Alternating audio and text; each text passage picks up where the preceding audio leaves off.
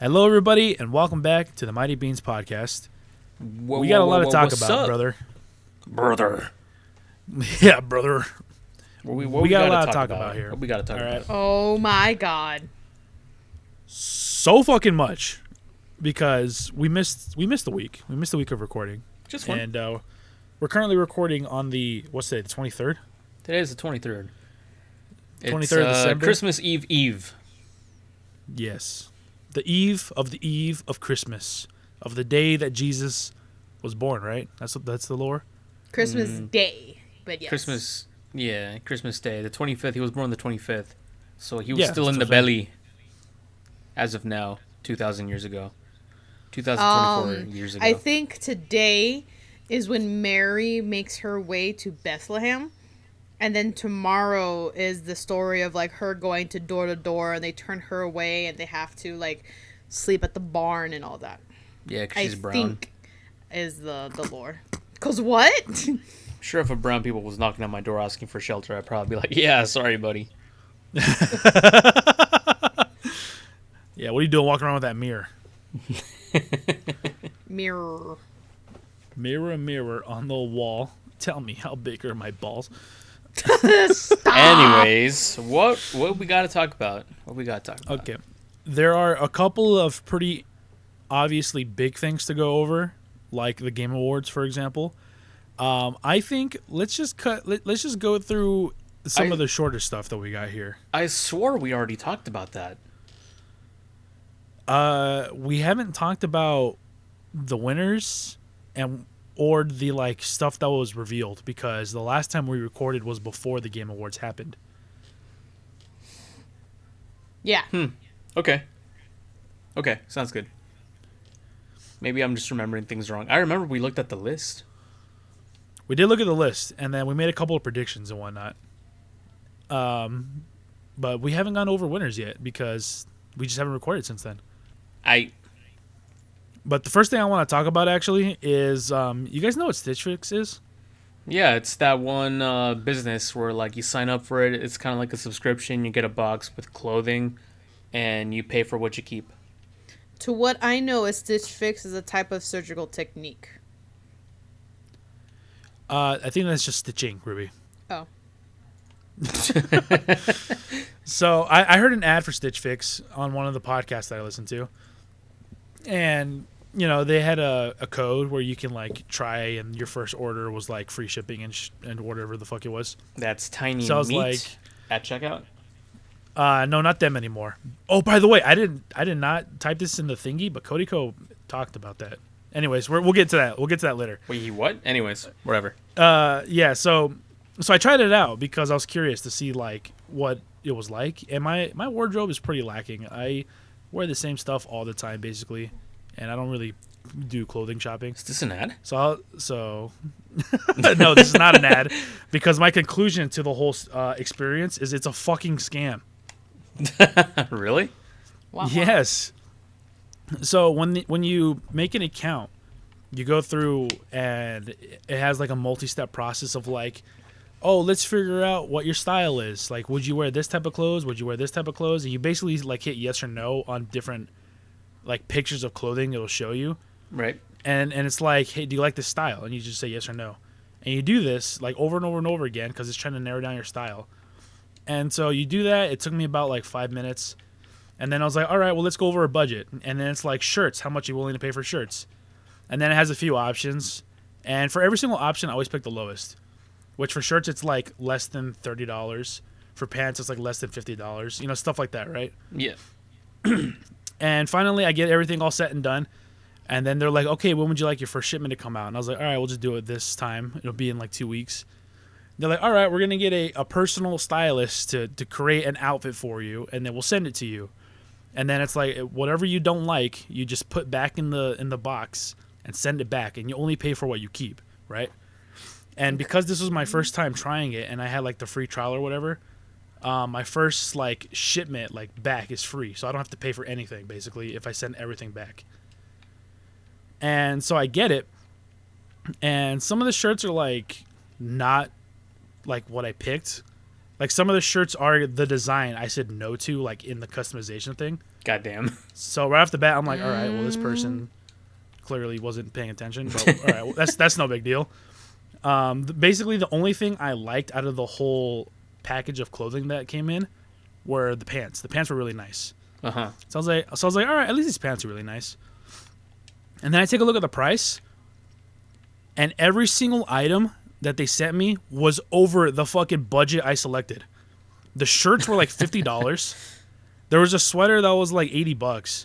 Goddamn. And then there was a hoodie that was like $100. And then the pants that I liked were like $70. I was like, what the Jesus fuck is this shit? Christ. And the price for everything. And then I think you get a little bit of a discount if you pay for everything. And so to buy everything like with the little discount was $200. Oh my god. Jesus Christ, dude. And I was like, what the fuck is this shit? Like, Scam! dude, I specifically said in my budget, like the cheapest shit. Like, even if I kept everything, if you had followed the budget I gave you, it would have been like 150 max. Right. You know what I mean? Like, god damn, dude, I am not paying for all this fucking clothing. And then it doesn't even look that good because some of the shit was like striped plaid shit that I said no to. Ew. It's like, dude, what the fuck is this? So yeah, I just I sent that shit back, and I'm like, nah, Yeah, I would have been Nah. like, no, thank you. this shit whack.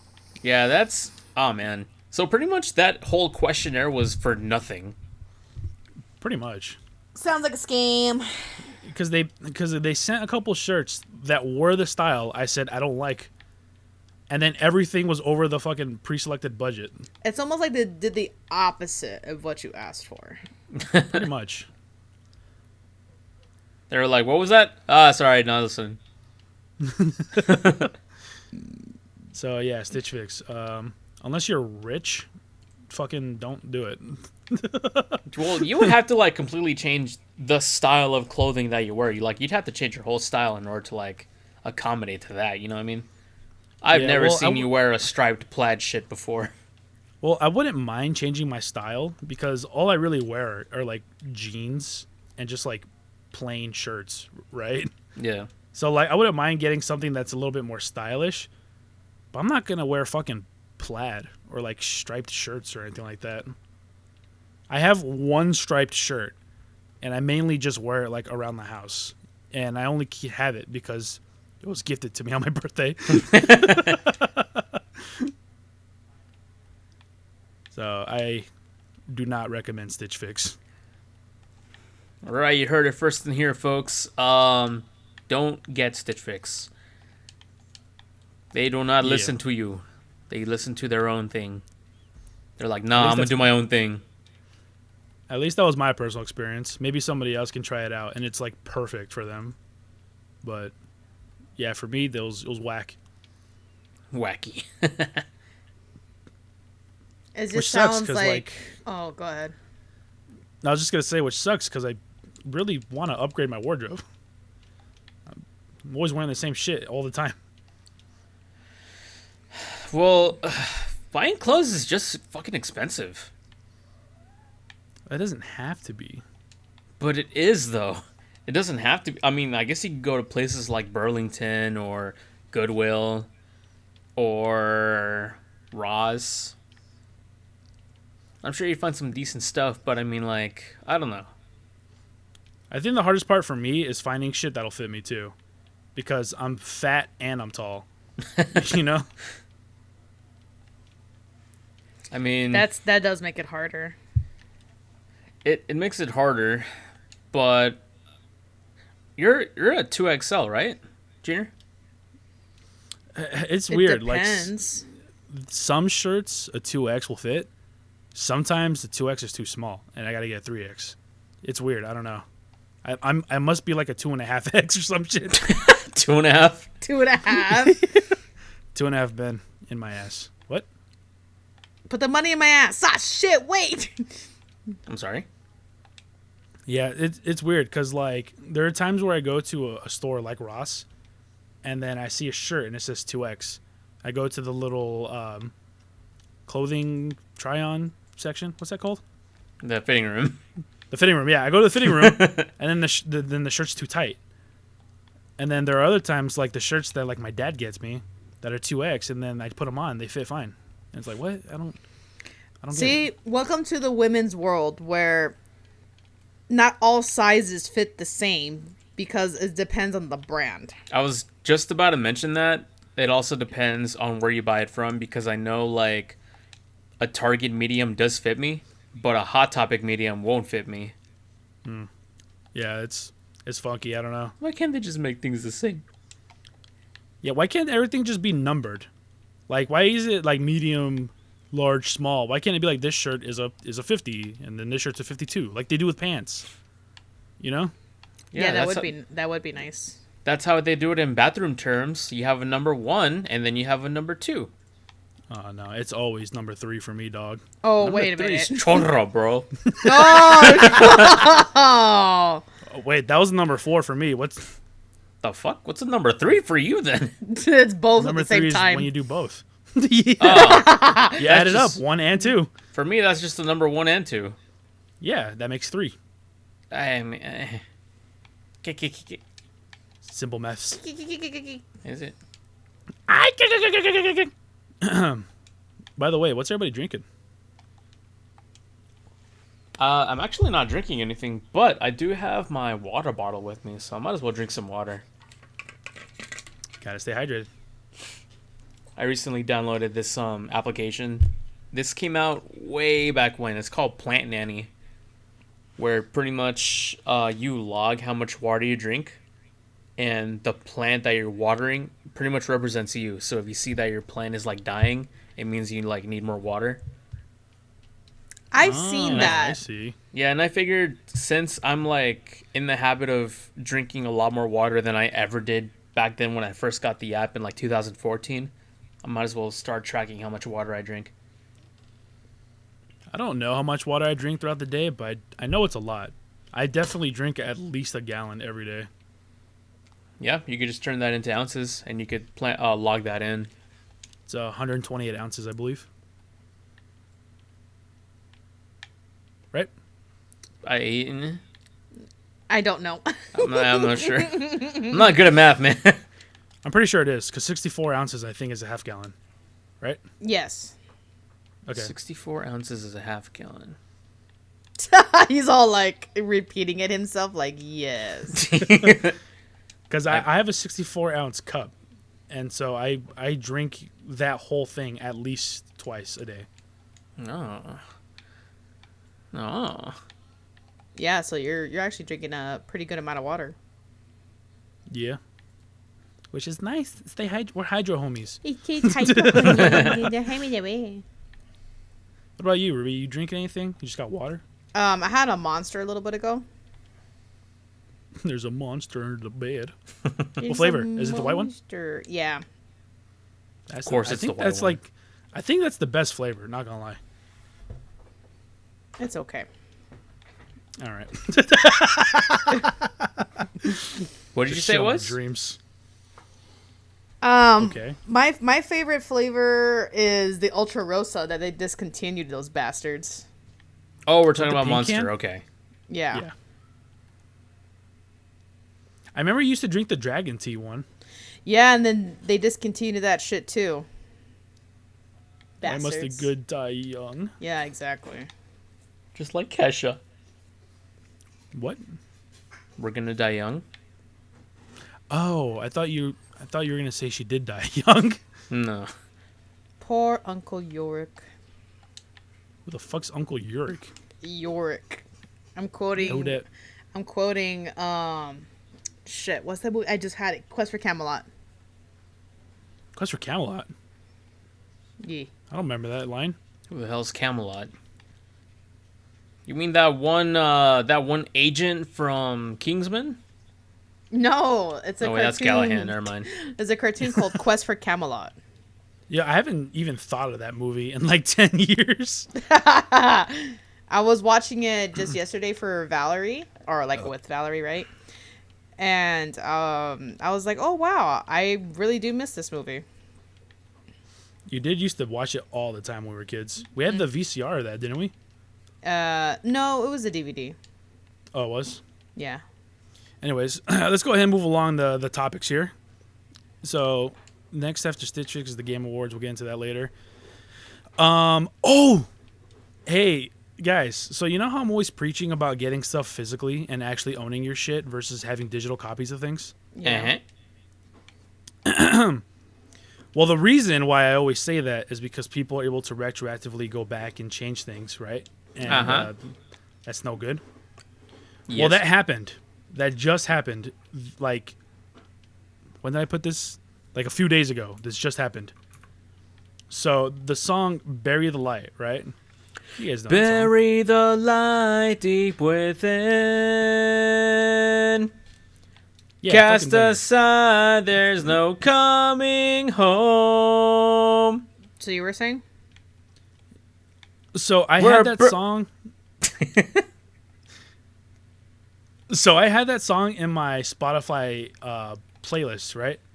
And it's a big playlist with a bunch of songs that I just have shuffled.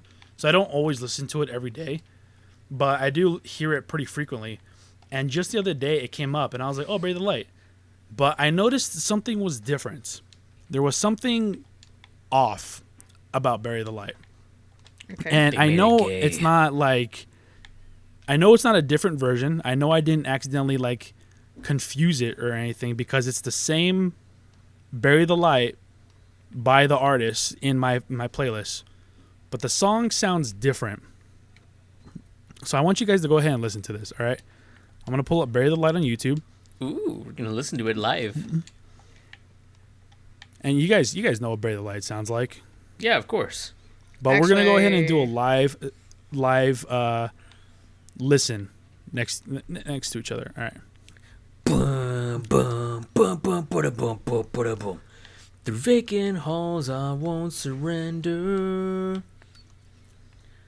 The truth revealed in eyes of ember. Casey Edwards, that's his name. Yeah. We fight through fire and ice forever. All right, you guys see the live? Hang on a second. Let's see. I'm not gonna be able to play the song on the actual podcast, you know, because of copyright reasons. But if you're curious, you can always just look this up yourself too. Okay, I'm listening now. Okay, you should be able to hear my audio as well through the computer. It's pulling up right now. Okay, yeah. All right, so you guys can hear this, right? Mm-hmm. Typical, We'll make sure to put on some elevator music for the podcast. yeah, typical Bury the Light. This is what it sounds like. This is what we all know. Yeah. The violins and everything. Fast forward a little bit. Typical drop. Bum bum bada bum bum bada bam bam bam. Fucking banger of a song, right? Yeah. Here is the version that's on Spotify. Let me make sure it's turned up. Ew. And this did not used to sound like this. This was recently changed. I can already hear the difference. There's a difference? Wait Yeah. for it, Ree. Oh Oh, yeah, there is a difference. no. Uh-uh. Whoa. No. This is wrong. Immediately when I heard this, I was like, what the fuck am I listening to? What? Whoa. This is Bury the Light by Casey Edwards on Spotify. This shit is so fucking distorted. The vocals. What the? And look, this is the same one I've always had on my playlist. Condemn. And the voice is totally different. This has got to be like a different version, like an official version, you know? And well, so this is the same one I've always had. And even if I play this one, it's the same version as the one that was just playing. It's the same thing. It's not. It's wrong. It's fucked. It sounds worse. It's horrible. Wait, what about the game edit? That one sounds normal. The game edit's normal, but it's not the full song. Yeah. This is like the version that plays in the game. Okay, So yeah, that one's- sounds fine. That one's okay, but I mean everything else. So, I don't know what the fuck happened. I don't know why it happened. But what I do know is this further proves my point that physical will always be better than digital. Yeah. And that's also why I buy my music and I download it and I actually have copies of all my music on my computer. Yeah. That's That's pretty that- wild, honestly. that new version was some fucking garbage. Yeah, it's just straight up not good. I don't know what the fuck happened. Maybe they lost the master copy. I don't even but you can get the other one on YouTube. Like it's there. Yeah, maybe they're too prideful. They're like, yeah, no, let's not use YouTuber's version of this. Let's make our own. It's not even the YouTuber's version. He just uploaded the original song. Let's make a Kids Bop version of our song. Oh, fuck that shit. Save me! Wake me up! Wake me up inside. I can't wake up. Wake me! Save me. Save me. The other day, Francisco, I was telling Ruby that I've been singing songs in Kermit's voice recently. Mm-hmm. And, Yeah, Ruby's been that's doing what we same did the thing other day. with Goofy. Did we? Yeah. Ever since Thanksgiving, we've been doing that. Oh, that's right. Wake me up. I forgot about that. Oh yeah, it's good. It's good. It's good soup. Good soup. Okay. Francisco, do you want to talk about your tattoo experience? Oh yeah, I got my first tattoo. This is actually this is old news, but I'm mentioning it now because I actually forgot to mention it. But yeah, got my first tattoo the day before Thanksgiving. How do you like it? I like it. It's the Star Fox logo. And I think it was like $200 filled in. Black outline, red color. And it's cured up. I think it's like fully cured now. And yeah, I like the way it looks. Nice. And I can see why people like don't stop at one tattoo. They just want to keep getting more and more. Yeah, I want my second one already too. Yeah, I'm already. Yeah, I want a second one as well. What are you planning on getting, Junior? I don't know yet. I kind of want to do an extension of my Berserk one. Actually, I don't know if I ever mentioned that I got a Berserk tattoo on this podcast. That was like 5 months ago or something like that. It's But the Soul of Sacrifice, right? it's the brand of sacrifice, yeah. Yeah, that's what I said. If anybody knows Berserk, then you know exactly what it is. And I kind of want to do an extension of it, but at the same time, I kind of like leaving just the symbol there. And maybe just moving on to like something else, like maybe getting a Zelda one or something like that. Greener pastures. I definitely want to get all the stuff that's like, I guess important, you could call it to me, Yeah. or things that I really fucking love. Like I Mhm. really like Berserk and I really like Zelda, so I definitely want to get tattoos of those.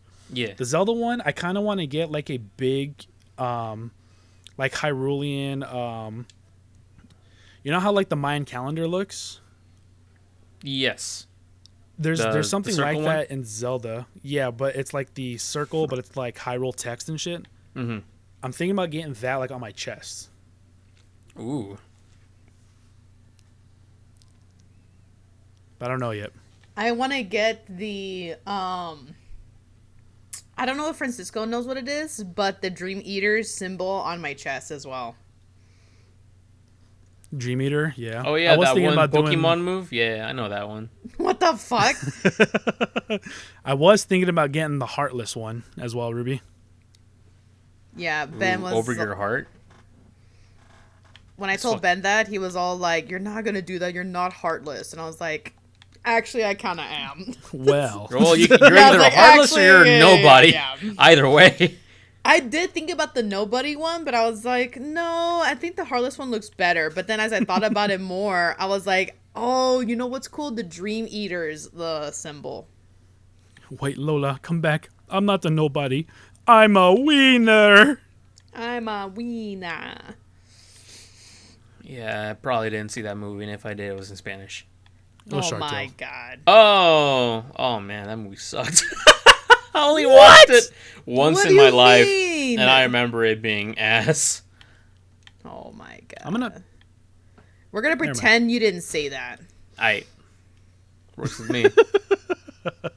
You think I'm not okay with that? I'm okay with that. Are you okay with that? I'm okay with that. I'm okay with that. Let's do it. Okay. I The fuck were we talking about? You were talking about tattoo extension for your soul brand of sacrifice. Oh yeah. So either that or Zelda. I don't know which one yet. I just imagine the extension of your brand is just make the ends longer. Like Well, literally it- just extend the stick like all the way down to your wrist. Well, if I was going to extend it, it would have done something with the actual Dragon Slayer sword itself, or maybe have like the silhouette of like the Berserker armor wolf head or something like that. Yeah. But I don't know. I'm not an artist, so I can't sketch ideas out or anything like I that. don't know. It's almost like you don't know an artist or something. No. Do you know one? No. I'll make sure to get in contact into one when I see one. Well, when you see one, let me know. I will. For those that don't know, Ruby's an artist. Yeah. She does the thumbnails for these. Woo! Yeah. You're. Which is why we're thinking about getting a new artist. Thanks. No, Don't worry, I'm you kidding. had your glory days, Ruby. Now it's time to move on. I'm gonna make the It's time thumbnails to now. I'm just gonna you take a back picture of to regular level beans one. and then send them to you. All right. Why not? You gotta do Mexican jumping beans. I'll like Hey. put them on a sheet of paper and then just like pop the sheet of paper so they jump. That'll work. Oh. As long as they jump. They'll jump. I'll put them on like little toothpicks too. I'll make them. I'm gonna turn them into puppets. Put the little beans on the toothpicks and then just start making them talk. It's like the Muppets, but poor and Mexican. So how you been? Oh my god, I'm almost dead. I'm dead.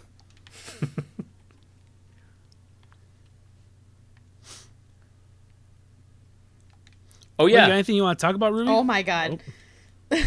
So I got a few things Yeah. here. So let me go back to the chat just so I don't forget anything. I've played 2 new games, or I started 2 new games. Ah. The first one is called Nine Souls. That's on Game Pass, and it's been really really fun so far. It's like Hollow Knight and Dust put together. Yeah. So it's definitely like a Souls type kind of game, where it's pretty unforgiving. Since I have a hard time learning, I've been very frustrated at certain parts of the game. But it's been like super super fun. The story is really interesting. I think this game is originally Chinese based because a lot of the audio is in Chinese and a lot of like the naming of stuff and other things like that is in Chinese. Din, din, din, din, din, din, din. We are not racist. That's Japanese, you racist. Oh shit. But remember, we are not racist. Remember, Remember, no no Russian. Russian. Because we're not racist. Yeah, exactly. Yeah, you get it. You get me. He gets me. So there's, yeah, Nine Souls. I'm pretty sure that was nominated for best indie or like best debut ending, one of those two. yeah, it was, Oh, yeah. I remember now. it's really really good, super fun. The controls are pretty tight. Like Hollow Knight, where if you can respond quickly enough, that it feels so fucking good, right? Just doing shit back to back, blocking this, blocking that. You But gotta if be you fuck, loose and tight at the but- same time. if you fuck up your timing, I'm dead. I'm in Man, I'm danger. scared as hell. Because dude, they hit so fucking hard. And I'm It's kind of like just- Tunic, huh? Yes, like they hit hard, and I'm just like, fuck. I've gotten to a point in the game where I'm like, I just have to level up and like go get money and go buy shit and do other things, right? And as I'm doing that, I'm fucking dying. Losing my shit. I'm losing my marbles here. Cause it's Can't just even like fucking level up. it's just like Bloodborne, where when you die, your experience and your money is left where you died. I forget what it's called in like the Souls game, but like your essence is left behind. And It's if your you souls. right, and if you die again before you get it, you lose all of that. Yeah. And so We've there's been been here before. We know what it's like. yes, it's so fucking frustrating. I mean, Hollow Knight did the same thing, right? Yeah. Yes, Hollow Knight does do that. So I should already know this, okay? Yeah, because you also play Tunic, and Tunic does that as well. Yes, it sure does. It And sure does. there's just times where I'm fucking yelling at my screen, like at the TV, because I'm playing in my room. And then Ben's all like, "Hey, you should play a less stressful game." And I'm just like, "No, I'm having a great time." That is so funny because Sydney says the same thing to me. I used to play Elden Ring a lot, and I would die a lot. And she'd be like, "Why you don't play something more relaxing?" I'm like, "No, there's satisfaction in beating this hard boss. Believe me." And so I've put 5 or so hours into this game already. And I'm only like, I think about a quarter in or so. 5 thing it's hours, a not quarter a of the way nickel. in. That's not too bad. Yeah. And it's just kind of like Metroid Dread, where it's a big ass fucking map. And as long as you can figure a way to get somewhere, you can get in there. And there's definitely places that I don't belong quite yet. Ah, You don't yes, belong here. Kaled. We don't like your kind here. Your droids, they'll have to wait outside. So yeah, so far it's been pretty fun. And then the second game I've been playing, because I see there's a second one coming out, is Slay the Spire. The card game? Oh, dude, I am having so much fun with this game. Fuck Darkest Dungeon. That game just made me want to kill myself. Like, I don't know if you remember, Junior, what I was telling Sean, but here's how my first run went, okay? Okay. So how this game works, Francisco, if you don't know how it works, is a dungeon crawling game where you run with a party of 4. On all fours. On all 4s. Okay. And each character has its own unique trait. There's positives and there's negatives to the character. Like, for instance, the warrior's positive is that it's Juggernaut and is resistant to poison, but its downside is that he's selfish and that he's a kleptomaniac, or whatever the case may be, right?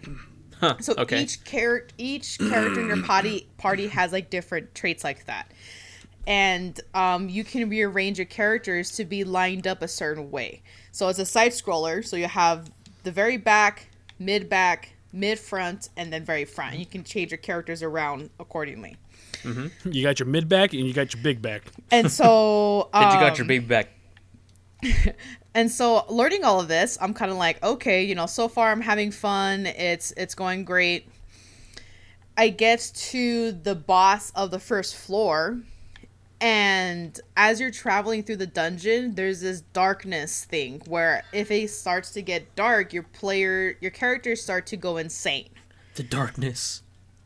And once there's too much like insanity or darkness with your party, they start to have their morals put to the test, is what it's called.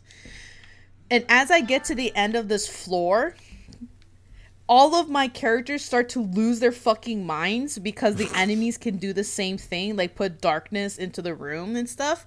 Uh-huh. And literally, Francisco, I watched every single one of my party kill themselves from a heart attack.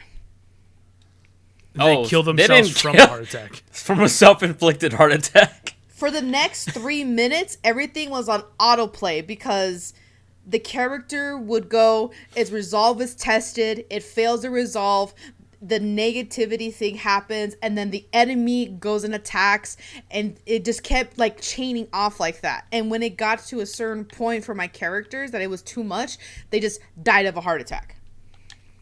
Well, ain't that something? Yeah, they died of a heart attack. Not necessarily they killed themselves of a heart attack. Yeah. Well, you knew what I meant, okay? Yeah. But it was just like, this is a bunch of bullshit, dude. I can't believe this is happening. And that was my This first can't run. be real. After putting about 15 minutes or so into this run, I just watched my entire party die. And I told Ben, I was like, dude, fuck this game. I was so pissed. Well, at least you went out on a high note. I mean, I guess. Was it? Was it really though? Everyone got a heart attack and died at 20. Like, I don't know. Yeah. I don't know if that's really a high note. Damn. And- Where they and work then- at Home Depot? Maybe. And Maybe. before I even did the run, like, I was already a little, like, thrown off by the game because it's a game where there's too much happening. Like, you can do this, you can do that, you can go here, go that. Because people can go insane, you have to give them a break at the town and let them go gamble or have sex in an orgy. Like, there was, like, too Hey, much yo. happening. Yeah, there's, like, a brothel that you can have people go in there to, like, de-stress. And there's just too much fucking going on. Guys, I've Wake been me real up stressed before out I lately. change again. Remind me the story that I won't get insane. We had the same thought, by the way. I heard you chuckle. Unlike Sonic, I don't chuckle. I'd rather flex my muscles. Oh, shut the fuck up. I don't get it. It's a song. All right. But that's what I'm playing right now, the Slay the Spire. Just because playing Nine Souls is a lot of clickety clack, and it takes a lot of concentration to play that game. Fair enough. Clickety clack. And don't turn Clickety back. click yourself before you wreck yourself. Oh, actually, speaking of which, Ruby, I got a story for you, Francisco. That might piss you off as much as it pissed off Jedi. Oh, God. boy. So, Oh god. so recently, I've been hanging out with Nick, and Oh, we've been that's why playing he's through. pissed. We've been playing through the Halo games, right? We played Right. through all of Halo 1, 2, and 3. Uh-huh. And every game we played, we do it in one sitting. We played all of Halo 1 in one sitting, played it 2 in one sitting, right? Right. After we finished Halo 3, it was kind of still early in the night. It was only like 2 in the morning. And we were like, well, that was it, man. Like, that was Halo 1, 2, and 3. And then he was like, and the reason why we played in the first place is because he said he was feeling nostalgic. Because he played Halo 1 and 2 as a kid. Mm-hmm. But he never played 3. And I was like, well, man, I got the Master Chief Collection, which has Halo 4 and also Reach and whatnot, right? ODST. Mm-hmm. He was like, if you want to play the other ones, we can. And so we boot up Halo Reach, right? And I'm all fucking buttering up Halo Reach, right? Oh, I'm like, dude, this is Reach, right? I Like- remember you telling me this story. Oh, I told you this already? Yeah. I don't remember this Okay. story. So I'm buttering up Halo Reach, right, Ruby? Halo Reach, since you haven't played it, just so you know, Ruby, is arguably the best Halo game, narrative speaking. Like, the best story, best storytelling, and all that stuff, best characters. And the gameplay is also really good. And they introduced, like, new armor abilities, like the ability to, like, sprint and shit like that. Like, it was a very, very different compared to the last Halos.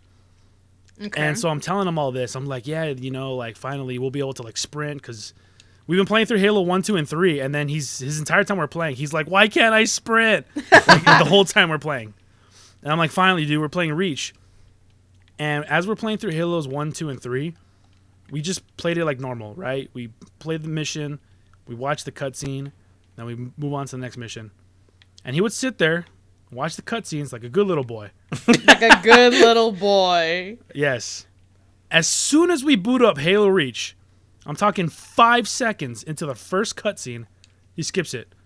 And I'm like, what the fuck? And he's like, it's too slow. I just want to get into the game. I'm like, bitch, what the fuck you mean? He's like, I hate this channel. Yeah. And then I'm like, all right, whatever. So we start playing. and it's the first mission. You know, you're just kind of walking through with your team, and you get to that little like village or whatever where there are people, and there's not much happening in the beginning of the game, and he's just like, when do I start shooting? When do I fight? And he's just getting impatient. I'm like, you just got to give it a fucking second. We'll get to it. But he keeps skipping all the cutscenes. I'm like, what the fuck are you doing? And he's like, I just want to get to the game. And I'm like, why didn't you have this fucking energy with the first 3 Halos? Like, the story in this one's actually good. But nah. And we haven't played Reach since. Oh man, come on! That's literally the best. Okay. That's what I'm saying. The Jedi had the exact same reaction. Wah, wah. What you got to do this is tie him down to a chair, Tie him to a chair. Jesus. and he has to watch you play it. Shit, I'm down. There you go. Problem solved. Mission complete, everyone. Mission fail. We'll get him next time. Yeah. He's a bitch. Sounds like it. Well, he spits it out. I'll tell him that. What about I know he's missing ODST? out. Did he like ODST? We never tried ODST. God damn it. ODST's got a good story, too. Oh my god. Oh my god. Oh my god. Oh my fucking god. I'm gonna pre. Squidward, it's Squilliam Fancy, son. I hear you're Wow, working as a Peter. cashier. God damn it. Oh, guys, this boss is doing so much damage. Ah! Come on, everyone, let's go visit my yacht / casino. I'll let you touch my mustache. Or no, it's a unibrow.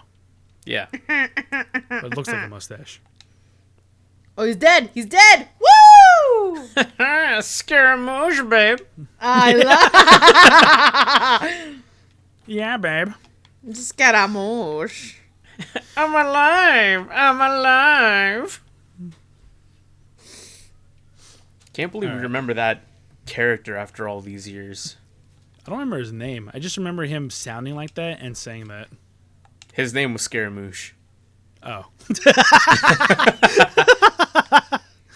For those that don't know, Yeah, his name is Scaramouche, huh? this is Samurai Jack Season 7, the last one that came out. Good season. Very good season. Very good seasoning. And that girl was thick. Oh, Ashi? That was her name? Yeah. I don't remember these things. I'm actually surprised that I remember her name. Okay. I'm gonna move on to the next topic here. I'm gonna assume your guys' answer for this question, but I'm gonna ask the question anyways. Did you guys do your homework for the culturally impactful video game thing we were gonna do? No. Hold on. What? We had So, homework? There's a reason I fucking dropped out of college, bro. Oh my god. College? I didn't even realize you went. I went only to check out the chicks. Oh, that's right. You went to culinary school, didn't you? Yeah. I forgot about that. Hey, how'd that turn out? You know what? I'm actually a lot more of a stick in the mud when it comes to like food safety. So I guess it turned out for the better. Oh my god. Ish. Well, when it comes to food safety, you don't want mud, so I don't know how it really translated for you over there. Well, you know exactly what I mean, bro. Anyways, towards the end of the last recording, you mentioned a website that went over like culturally impactful movies. Oh, right. And I remember now. There was some other website or organization or whatever that was doing the same thing for video games. Mm-hmm. And then we were like, oh, we can go over that list. And then somebody else was like, or we can make our own. We can like just bring our own list to the table of like most impactful, influential video games or whatever. Right. And we're like, yeah, let's do that. Let's talk about that in the next episode. Well, it's the next episode. Haha, okay. So, you guys got any games? Because I got a few to, just rip off right off the top here, if you guys want. So, I'm trying. I'm gonna not be biased for like games that I personally like, and go with like games that impacted society as a whole. Which the two nominees would be Super Mario Bros. And Sonic the Hedgehog. Okay. The only one that I don't think was that culturally impactful is Sonic the Hedgehog. Just because it's basically just Mario. It's Fast Mario. But not really. Okay. Sonic is just Mario, but harder. No, yeah, you can say that again. You got any games, Ruby? Culturally impactful? Well, Yeah, so that could be games that impacted culture, like for example, something like Fortnite. But it could also be games that were influential in like the gaming industry as a whole, like Francisco said, like Mario Bros. Or something like Doom, you know? The original Doom, yeah. Another game that Yeah. I would say culturally impacted society as a whole is I want to say Red Dead Redemption. The first one? Yeah. I don't know. I don't know I'm about probably that one. will have to say like Metroid. There's so many games that are based off of Metroid that is even its own video game genre. Well, Metroid and Metroidvania. Castlevania. Oh, Which makes Castlevania. Metroidvanias. I'm sorry. But I like those games like have been I think culturally impactful, honestly. I mean, yeah, they have their own genre, so I would say so too. Maybe not so much the first Castlevania, because the first Castlevania is linear, if I remember correctly. It's been a while since I played it. And then the second Castlevania is straight up just an open world game. You mean Symphony of the Night? No, Symphony of the Night's like the fourth or fifth game in the series. Oh. The second Castlevania is Simon's Quest. I was on the NES. That one came out in like 1988 or some shit like that. Okay. But Castlevania, I think Castlevania 3 was when they adopted the Metroid formula, where it's like a semi-open world area where you can revisit past locations and whatnot. Yeah. It's been a long time since I've played them. It's been a long day without you, my friend. Have you played the old Castlevanias, Ruby, or have you only ever played like new ones? No, I only played Simon's Quest, I think that's what it's called. Yeah. It's the only one that I've played. Oh, well, that's an old one. That's the second one. The Quest for Peace. I know you played a little bit of Lords of Shadow, the one that was like on the 360 or like the PS3. Yes, and it was not all that. The first Lords of Shadow is not as good as the second one, I think. Or am I confusing them? I did play Lords of Shadow, and it was okay. There is definitely some issues with that. And then there was another one that I played that was like new to the PlayStation or something. There's been 3 Castlevanias, 4 actually, I should say. The first one was Simon's Quest. The second one I tried Symphony of the Night, but I got a really fucking motion sick. And then the next from the one, After Shadow or the After Image, whatever he makes. yeah. And then the next one was Lord of Shadows. And then there was another one that I was like, dude, this looks like absolute shit. And it was just terrible camera angles and all kinds of things like that. Castlevania 64, maybe. I honestly can't remember. Wait, is that real? It was so bad. Yeah. God damn. Or I don't remember if that's what it's called, but yeah, it's a Castlevania on the 64. Yeah, it was pretty bad. Castlevania for the 3DS and Wii U. Well, there's a Castlevania for the 3DS. It's called Aria of Sorrows, I think. I can't remember. I really can't remember what it was called. I'm Oh, sure well. it'll come back to you. At some point. At some point. But yeah, those are the only Castlevanias I've really played. But I really feel like those are like super impactful to the gaming world. All right. Well, I got a couple that I'm gonna go ahead and rapid fire here. Okay. So,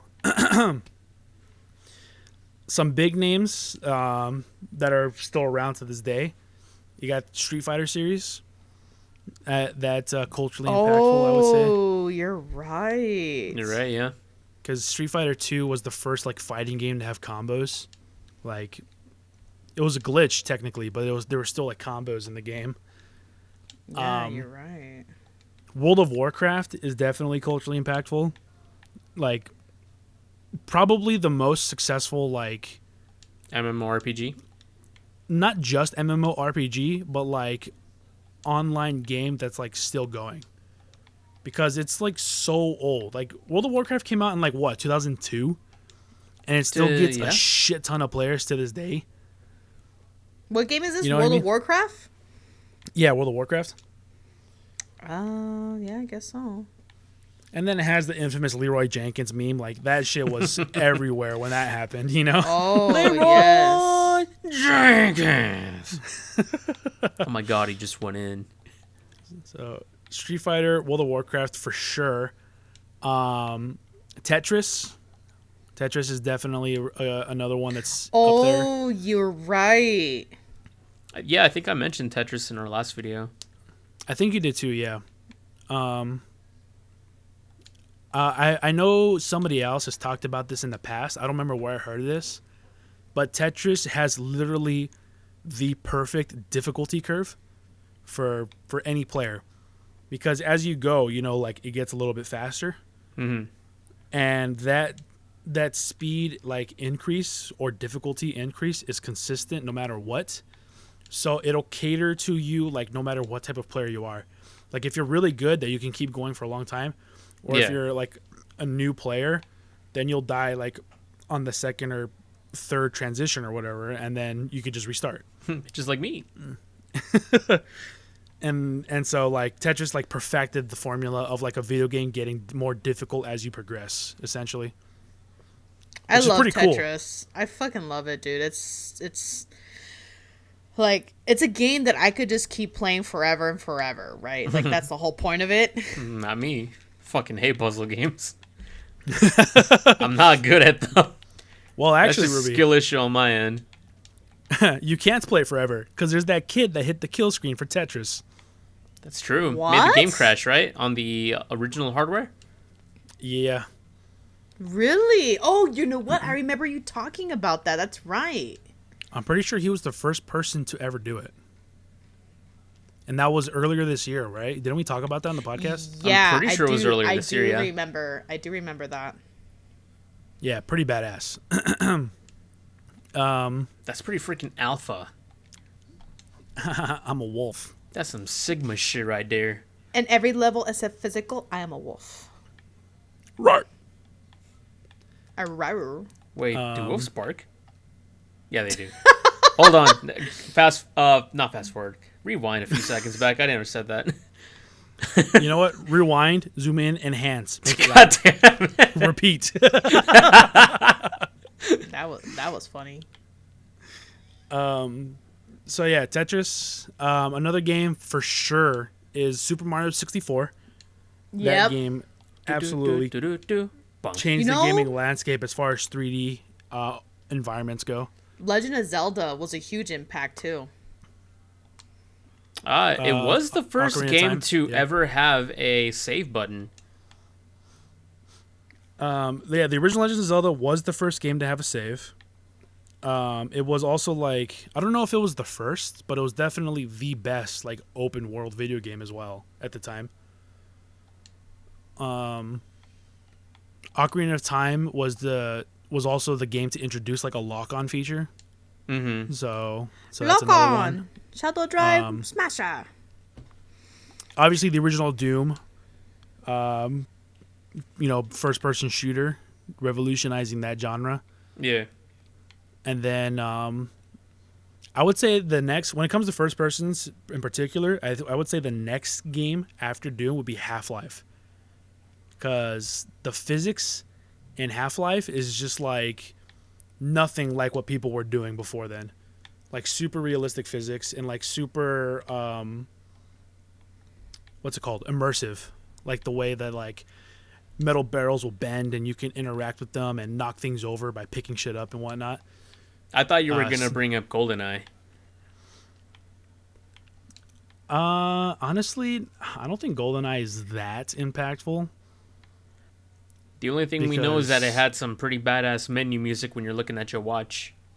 I mean, it was a fun game for sure at the time, but did it really like change anything in the like gaming landscape? I don't think I it think did it was just enough. like really fun, but I'm not sure if it impacted the gaming landscape. I know a game that impacted the gaming landscape was Halo, the original. Halo is a big one too.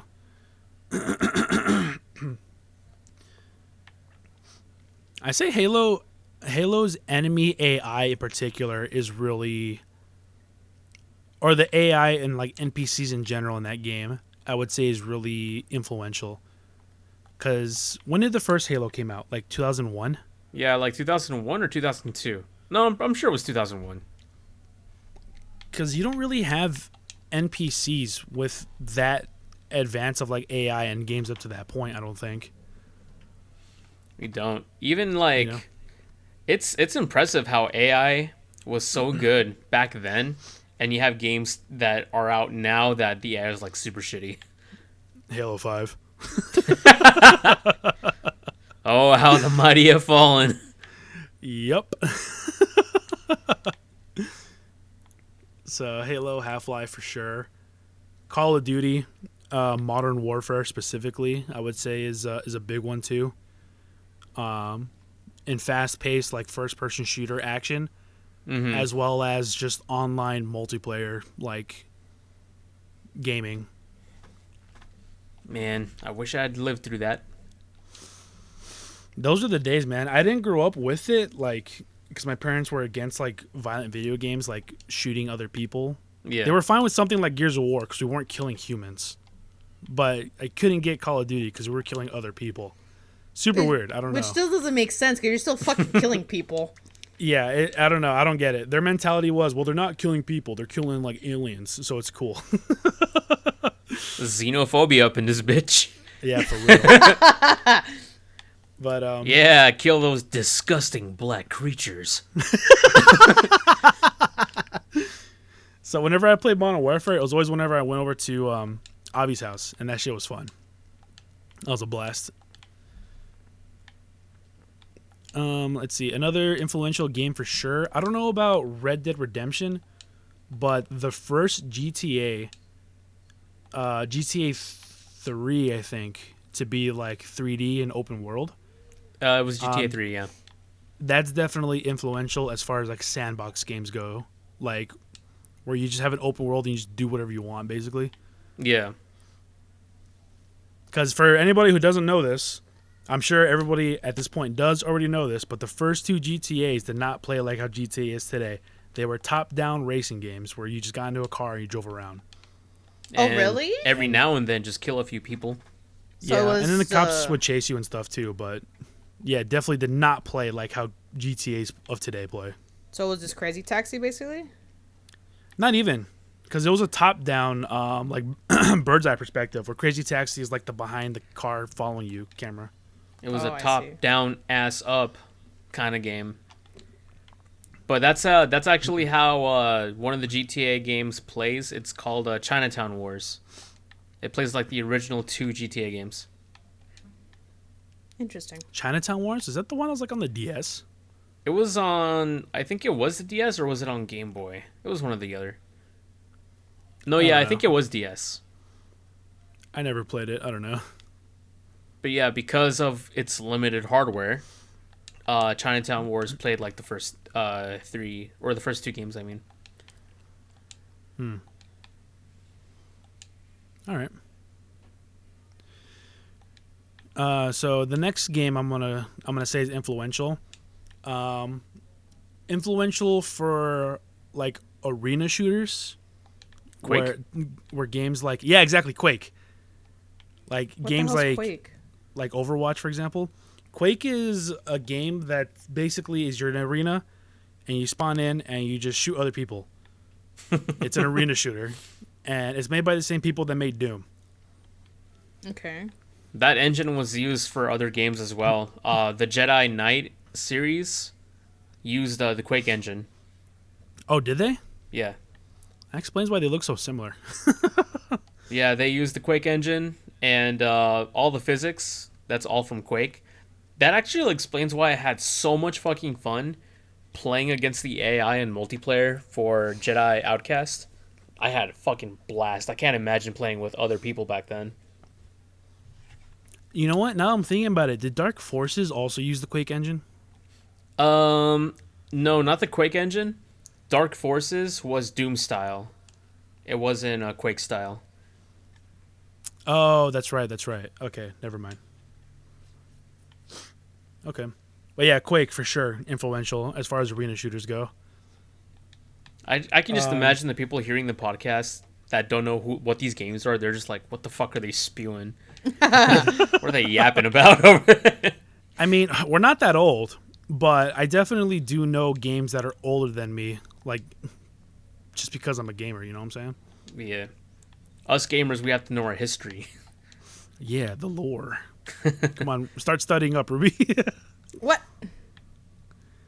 And another one that I thought of, I haven't played it myself, but I know as it was pretty influential, is Metal Gear Solid. Dun dun dun dun dun dun dun dun. Damn right. I guess I really don't know much about what could be influential or not. Would you guys consider Kingdom Hearts to be influential? Culturally, no. But like, if you're asking, like, is it actually very influential, like the other games we mentioned? No. No, I wouldn't consider it.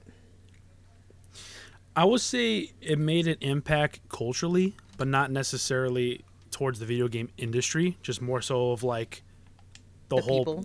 Final Fantasy and Disney characters coming together. It's like, what the fuck? Like, that's something no one would have ever thought of. You know what I mean? Yeah. Mm-hmm. I would say it is in that aspect, but not in a revolutionary aspect. I mean, there are a lot of cool. If we're talking Kingdom Hearts 2 specifically, there are a lot of really cool mechanics that they introduced that I don't really see replicated anywhere else. Mm-hmm. For example, the forms, the drive forms. Though that's badass. I love that shit. I haven't played another game that does that. I will admit I do miss the forums from playing those games. And I hate that they don't bring them back. Come on, man. Kingdom Hearts 3 could have been so fucking better. Anyways. It could have been good. Yeah. Could have been so good together. We could have lived this dance forever. But love was gonna dance with me. See, I only know the first verse that I sung from that song, so Please I'm not sure what you guys are yapping about. And I'm never gonna dance again. Guilty feet, I got no rhythm. Though it's easy to pretend, I know Look you're into not my a fool. eyes. Should've known better than to cheat a friend and waste the time that I've been given. So I'm never gonna dance again the way I danced with you. I know that part. Can you tell that we Anyways. know this song? Just a little bit. Just a little bit. Anyways, so yeah, that was all the ones I thought of in between recordings. While I was reading through that, any more pop into your guys' heads? Nope.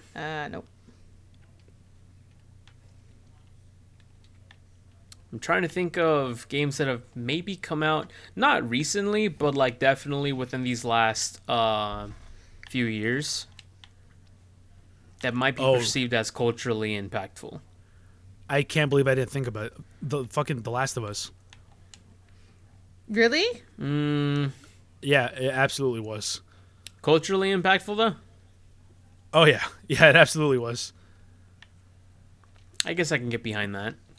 it was definitely, as far as gameplay goes, they don't do anything super crazy, right? They don't really introduce like anything like new. I It's thought just- the gameplay was par, and that's the reason why I wouldn't consider it culturally impactful. But the story game- was like amazing. It was definitely a change, a push forward in storytelling. Like no games up to that point really told the story the way that The Last of Us did. I Yeah. would say the only other contender as far as storytelling, like masterful storytelling goes, other than The Last of Us, would be like BioShock. Not Red Dead? Yeah, The first Red Dead Redemption story is like not anything crazy. It has a crazy twist at the end, but for the most part, it's like a pretty just okay story. Okay. you know, Telltale games have kind of impacted the gaming world. Kind of. I mean, those games are basically just point and click games, but the story is just really good. It is one of like the only games that I know of where there are multiple different choices, multiple endings, that kind of stuff. All that stuff is really interesting to me. You do have choice and multiple endings in BioShock. Wait, really? Yeah. Yes. I thought it was all just one linear story. No. So I'm not going to spoil it because people should experience BioShock for the first time, including you, Francisco. But essentially, there are moments in the game where you are given an option to do one or two things. And you don't really put too much thought into it.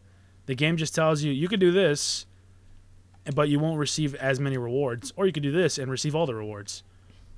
And the more you do of that particular option, whichever one you pick, will alter your ending. Huh. Okay. And there is a good ending and there is a bad ending. Would you kindly kill that son of a bitch? A man chooses, a slave obeys. Good game. Yeah. Oh, you definitely. played it, Ruby? Oh, yeah, I played all the BioShocks, dude. They're so fucking good. Just finished replaying through 2. Now I gotta replay through Infinite because I don't remember much of that game. Infinite is definitely one of my favorites. When It's- everything you know has come and gone. I do remember the plot twist at the end, so that's not gonna be a surprise. It's just all the stuff in the middle that I don't remember. Oh, Bioshock Infinite was culturally impactful, but for a different reason than you think. Wait, why? It's 3D models. It was a stepstone in the 3D porn industry. Wait, what Oh. game was this? What? You know what? I've seen those videos. Exactly. that game and Overwatch, and Oh, yeah, sooner or later definitely. Marvel Rivals as well. Yo, Squirrel Girl? Exactly. Oh my god. Did you know Squirrel Girl actually defeats Deadpool in combat in one of the comics? Who is she again? I don't know. I just remember hearing that in high school from one of my comic book nerd friends. And I was like, no way. Deadpool kills the Marvel Universe. Would like to have a word with you. Well, it must have been a different comic series. I don't know. I think it's crazy an artist can just decide to make a comic book once they're like signed on and make their very own original story. They could have Captain America kill everyone in the universe if they really wanted to. Yeah, they could. It's actually, now that you say that, it reminds me of this interview I watched with Stan Lee, where he was talking about how people always analyze his characters. Uh-huh. And they always ask him, like, who would win in a fight? Thor or whatever, blah, blah. And then Stan Lee's answer was basically, who will win in a fight? Whoever I write will win the fight. That's who. Oh, I think I remember that. He's like, it doesn't matter who's going to win or who's going to fight. At the end of the day, I decide. I'll let you know when the book comes out. Keep I reading thought those that comics, was- boyos. I thought that was big dick energy. Well, you guys got any games you want to throw out there? Well, that's pretty much all I really had to talk about. So There's definitely got to be more that we're not thinking of. Yeah, I'm trying to stay away from like the games that I usually like the Sonic games. None of the Star Wars games really had a huge impact. Everything's been done before, like Fallen Order and stuff. What about the original Dark Souls? Or should I say Demon Souls? Yeah, the Souls genre wouldn't be what it is without them. That's for sure. Probably more so Dark Souls because it didn't really gain the fame and popularity that it got because of Demon Souls. Yeah. Dark Souls was really what brought it all together. I know it was the first game I played in the series. We wouldn't have Elden Ring without Dark Souls. Yeah. Oh, what the fuck? Skyrim. Oh my god. All right. Dovahkiin, over the Santantari. How do we not think of Skyrim, dude? People will argue that Oblivion would be better than Skyrim. What's better gameplay wise versus which was more culturally impactful or not the same thing though? Because Yeah, as far as the world design itself and like the intricacies of NPCs and quests, Skyrim definitely has more attention to detail put into it than Oblivion, because Oblivion is janky as hell and they have like the same 10 voice actors that plays every NPC. I heard they broke into the Capitol and it does all in the same night. Wait, let me do that one again.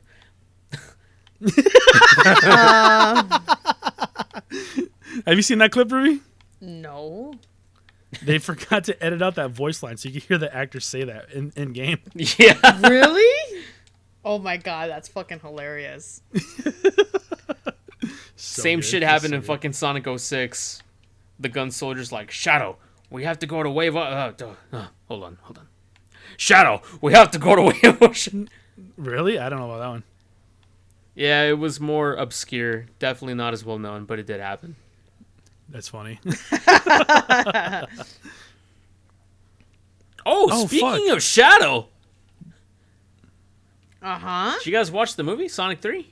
I did not. And Knuckles. But you guys, didn't you guys go together? Yeah. Yeah. Oh, Ruby, We held did hands. you? We cheered on as the gun shot Maria. Oh my god. That's so fucked up. What's fucked up is gun shooting Maria to begin with. Maria. Dude, spoilers. What if people don't know? Game's fucking like 20 years old. If you don't Yeah, know the but- story, that's on you. There's going to be people who've never played the games, but they like the movies. Well, they should have done some homework then. That's true. Overall, I gave the movie a 6 out of 10, Oh. like for my personal rating. But I did bump it up 1 point to a 7 just because it's a movie for kids. So, because my biggest complaints were the writing. The writing in that movie was kind of dookie. Yeah. Everything else was pretty good. I'm actually finding it really surprising that a lot of people are giving it like 8s and 9s, and I'm just like, yo, it was good, but it wasn't like amazing, per to speak, you know? Perchance. It was great visually. All the visuals were Oh really good. god, the fucking fights were amazing. Oh, really? That's good to hear. Yeah. It is a fun movie to watch if you just kind of turn off your brain and just look at all the. Yeah, that's a good way of putting it. Yeah, turning So off it your was- brain. It was kind of Just- that bad. Ooh. It wasn't bad. It's It just the was writing not is a that bad good. movie, but it wasn't perfect. I can't explain why the writing was bad without spoiling it. So you're just gonna have to trust me. Trust me, All bro. right. Well. Oh, well. I don't know. I want to watch it, but all the other Sonics already on, what is it called? Paramount Plus or Max, whatever it's called. Right. And it's like, well, I should just wait until it comes out and then just watch it in the comfort of my home. I suppose if you want to wait another 3 months to watch it. I do think this movie is not like that good that I would recommend you watch in theaters. I think it's a fine movie to watch at home, but you are going to miss out on the nice sound and everything as far as like the fighting and stuff goes. I mean, I don't know guess... about you, Junior, but for me the sound was a little off. I thought the sound was fine. There are some moments where I thought like, hold on, this needs a little more bass or something, you know what I mean? Yeah, like when Eggman pulled out his DJ booth and he started busting it down. When he brought out his Glock and just started fucking molesting everyone. Oh my god. What? Sorry, spoiler alert. Sorry. Yeah, he molests people with a Glock. That's what he did. Yeah. Jesus When he Christ. pulled out his egg and said it's egging time.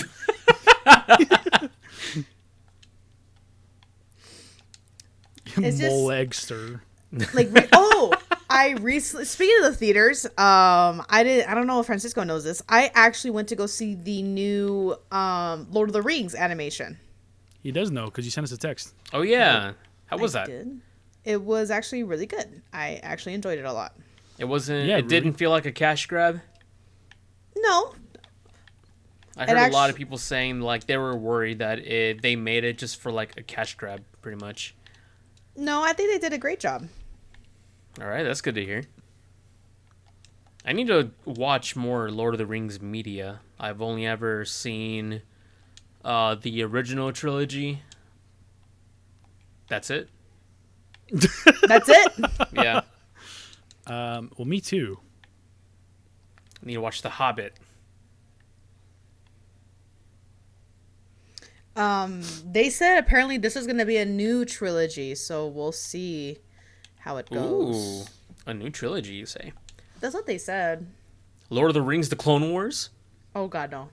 Oh well, yeah, the Clone Wars is pretty good. Dun dun dun dun dun dun dun. Roheim is divided. Our heroes Frodo and Sam are moving over to Mordor to meet with the evil Saruman. Oh my god, sorry. Right. Anyways. Well, I Anyways. just want to say this real quick before I forget. We didn't mention Pong. I did mention Pong. What the fuck's Pong? The week we talked about the most influential games, I mentioned Pong because it was the first ever video game. Oh. Well, we didn't mention it tonight. Well, okay. To those that are watching in the past, y'all know what I'm talking about. I mentioned ready for this? Oh, the game Pong, like the OG, like brung brung. Oh, Yeah, the one that goes Pong, Pong, Pong, Pong. Pong. Yes, Are you ready to ping your Pong? Oh, young Sachuan. Your Pong is no match for my ping. You have smashed the window of transparency. That's not. Anyways, Okay. you guys ready to not- get into the Game Awards? Yeah, I've been ready. I'm actually gonna need to hop off here. Oh soon, my so- god, this is exactly what Missed out. happened the other night when we were going out. over the Game of the War nominees. Now she's going away during the Game of the War awards winners. I already know what they are, though. I've seen it. Okay, well, we're going to talk about Okami 2 without you. Wait, I didn't say I'm hopping off. I said we gotta speed through these. Bruh. Way to misdirect. Well, you gotta let me finish. You fucking cut me off. Yeah, because you're always cutting off the podcast. Bitch. Well, And I was going to mention, too, that we knew you went to go watch the Lord of the Rings anime movie because you sent us a text saying you couldn't record the podcast because that's what you went to go do. So we That's were why like, we missed wow. a week. So instead, Anyways. we played a Content Warning, which, by the way, is a really good game. Really fun. That is pretty fun. All right, I'm just going to go ahead and speed through the fucking... You know what? We don't even need to. Like, if you care about who won, like, then just go watch the Game Awards yourself. But the game of the year was Astrobot. What do you guys think about that? I guess I need to play the game because it won a lot of fucking awards that night. It did. It did win a lot of awards. It won Game of the Year, obviously. It won Game Direction. It won... Best narrative, best think performance. No, it Best didn't. I community don't think it won support, narrative. best esports game, It won family game. It won solving action World adventure Hunger game. Award. No. He's like, no, stop it. Family game, action and adventure, game direction, game of the year, and I think it also won. No, Final Fantasy won the music one. Yes. Yeah. Why are you so upset? Because I really wanted Stellar Blade to win. Oh, that's right. I remember you telling me that. There was a lot of games that I just couldn't be like, oh, it's got to be this one, because I just didn't play a holy shit. I didn't play a lot of games this past year. This year in particular was lacking for me as well, as far as playing newer games goes. At this point, it's pretty 'Cause- much our fault. It's not like there were crappy games this year. It's just that we didn't play them. Yeah, the only game of the year nominee I played this year was Wukong. And how was that? It's a great game. Do you think it should have won Game of the Year? I don't know because I didn't play the other ones. Okay, Yeah, but that's like, the problem, is that like you only get a snippet of what the game may look like, right? When people win the awards or anything like that, and I'm just like, wow, that is what won Game of the Year? I mean, I heard from a lot of people that Astrobot and Balatro were a lot of fun. I've heard from Danny that Final Fantasy was fun, and I don't know anybody that's played Metaphor. So, Yeah, hard to that- say. I mean, that Wukong one- was great. I would have loved it to have won Game of the Year. Oh yeah, I did play Shadow of the Erdtree as well. Yeah, Metaphor won a lot of games, surprisingly. Yeah, that one won. I think it was best art direction, and mhm. something else. And I Oh, thought narrative. Shadow I of the think it was Erdtree narrative, was right? going to win Best Art Direction, but whatever. I'm not sure about art direction. Or I'm sorry, what was it? Narrative? Yeah, didn't it also win narrative? No, another game won I- narrative. I forgot which one though. Okay. I do like that the player's choice, the award that's voted by the gamers, was a Wukong. So I know I thought fellow it was gamers Elden like the Ring. monkey game. Monkey. No, Elden Ring didn't win shit. Are you sure? Yeah. No, it It won didn't- something. No, it No, didn't Elden win a Ring didn't single win thing. anything. All right, now I need to pull up the list now. I Well, have it, dude, it's a DLC that was up for nominations. Like, other games were going to win it.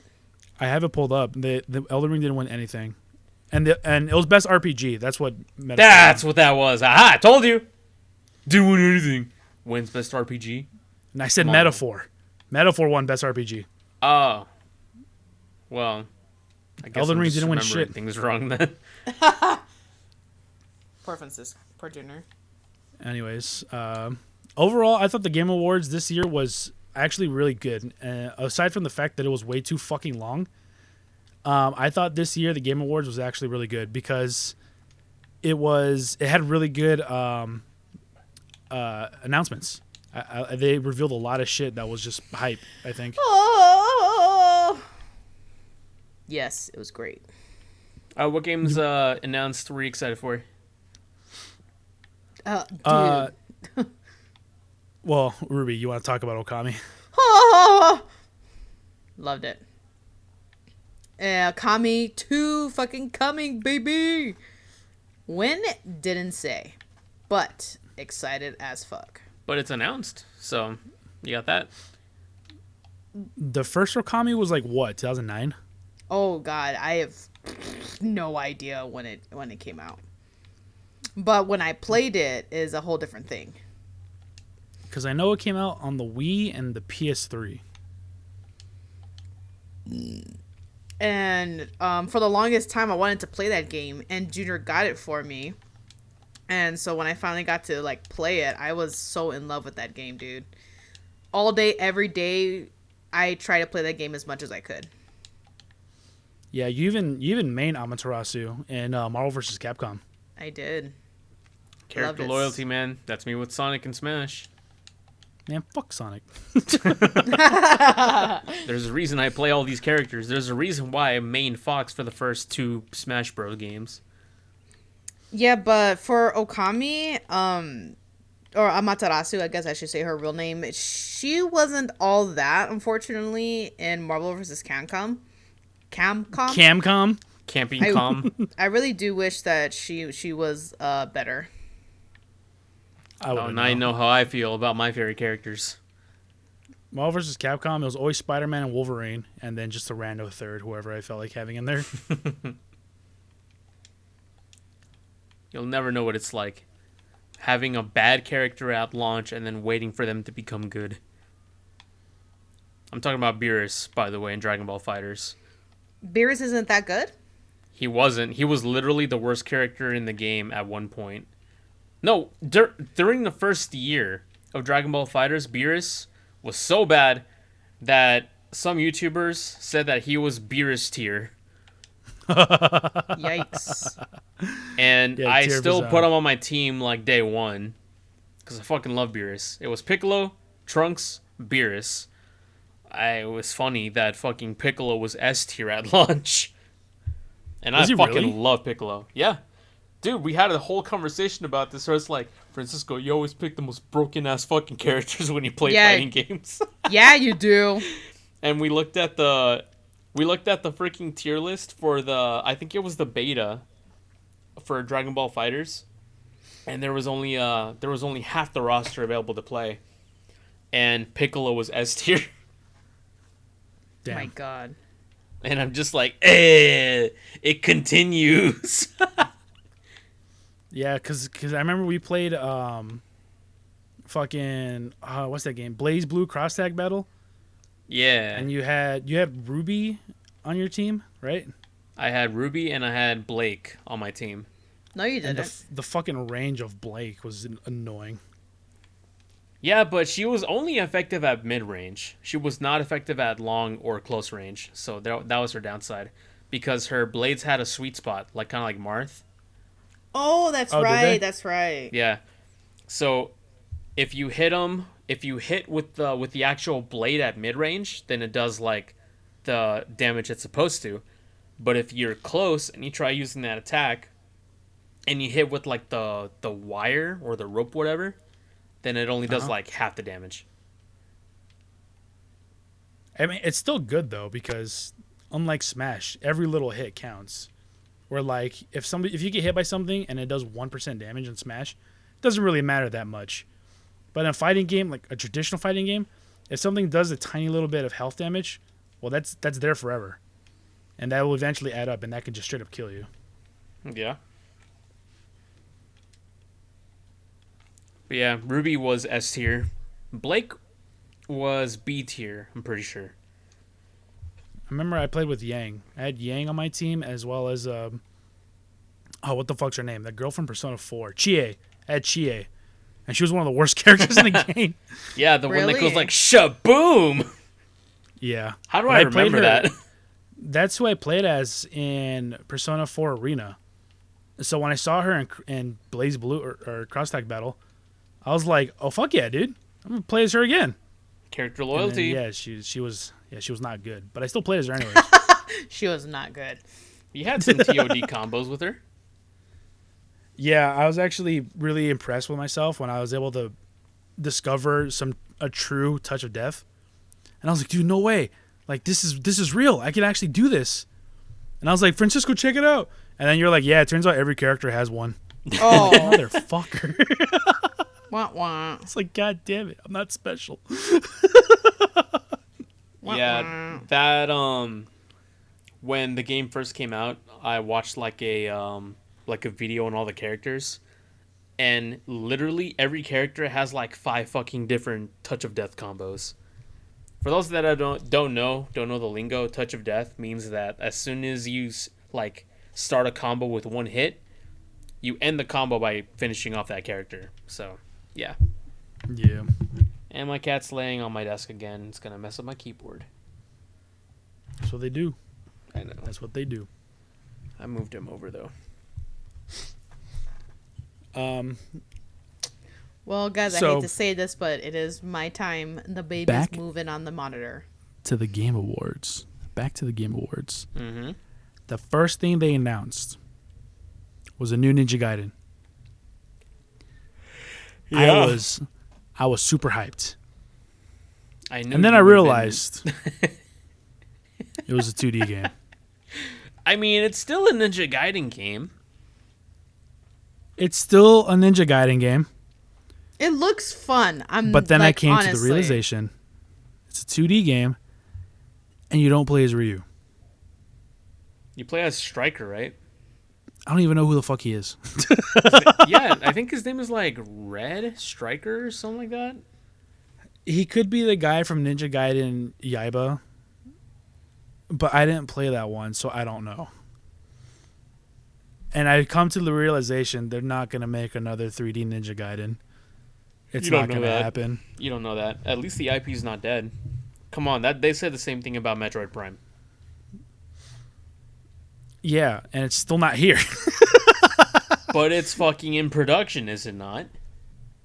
It is, but it's going to be like fucking Duke Nukem Forever, man. It's going to go into development hell. It's going to come out like ass.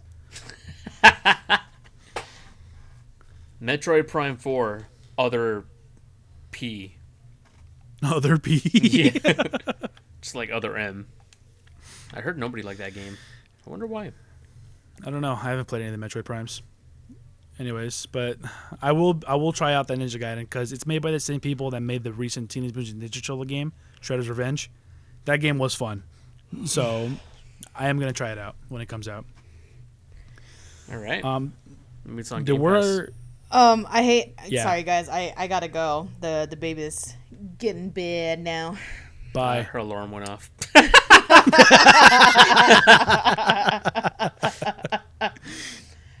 Well, y'all have a good night. Merry Christmas for you guys. Happy holidays. Happy Hanukkah. Where the fuck you celebrate. And if you don't like any of that, then fuck you. what's the point of a husband if you can't take advantage of him? Hey, You know? hey, I hey. ask myself the same thing every night. All right. You guys have a good night. I'll send you the audio. All right. right. Have a good one. All right. Bye.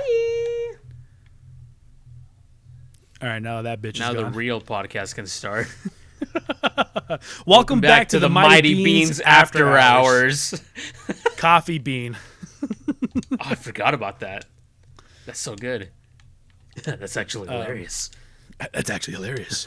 We gotta at some point maybe we can actually make that like a real thing, and the whole thing is like we drink coffee during it or something. I don't know. We always drink coffee anyways, so I don't know. Maybe Just we thought- have just to thought. stop drinking coffee normally during the podcast and then save the coffee for the after beans. But the coffee's so good. It is. Oh, how about we drink another cup of coffee? Ah, smart man.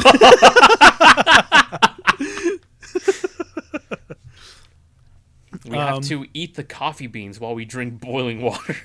Jesus Christ. I'm down. Hell yeah.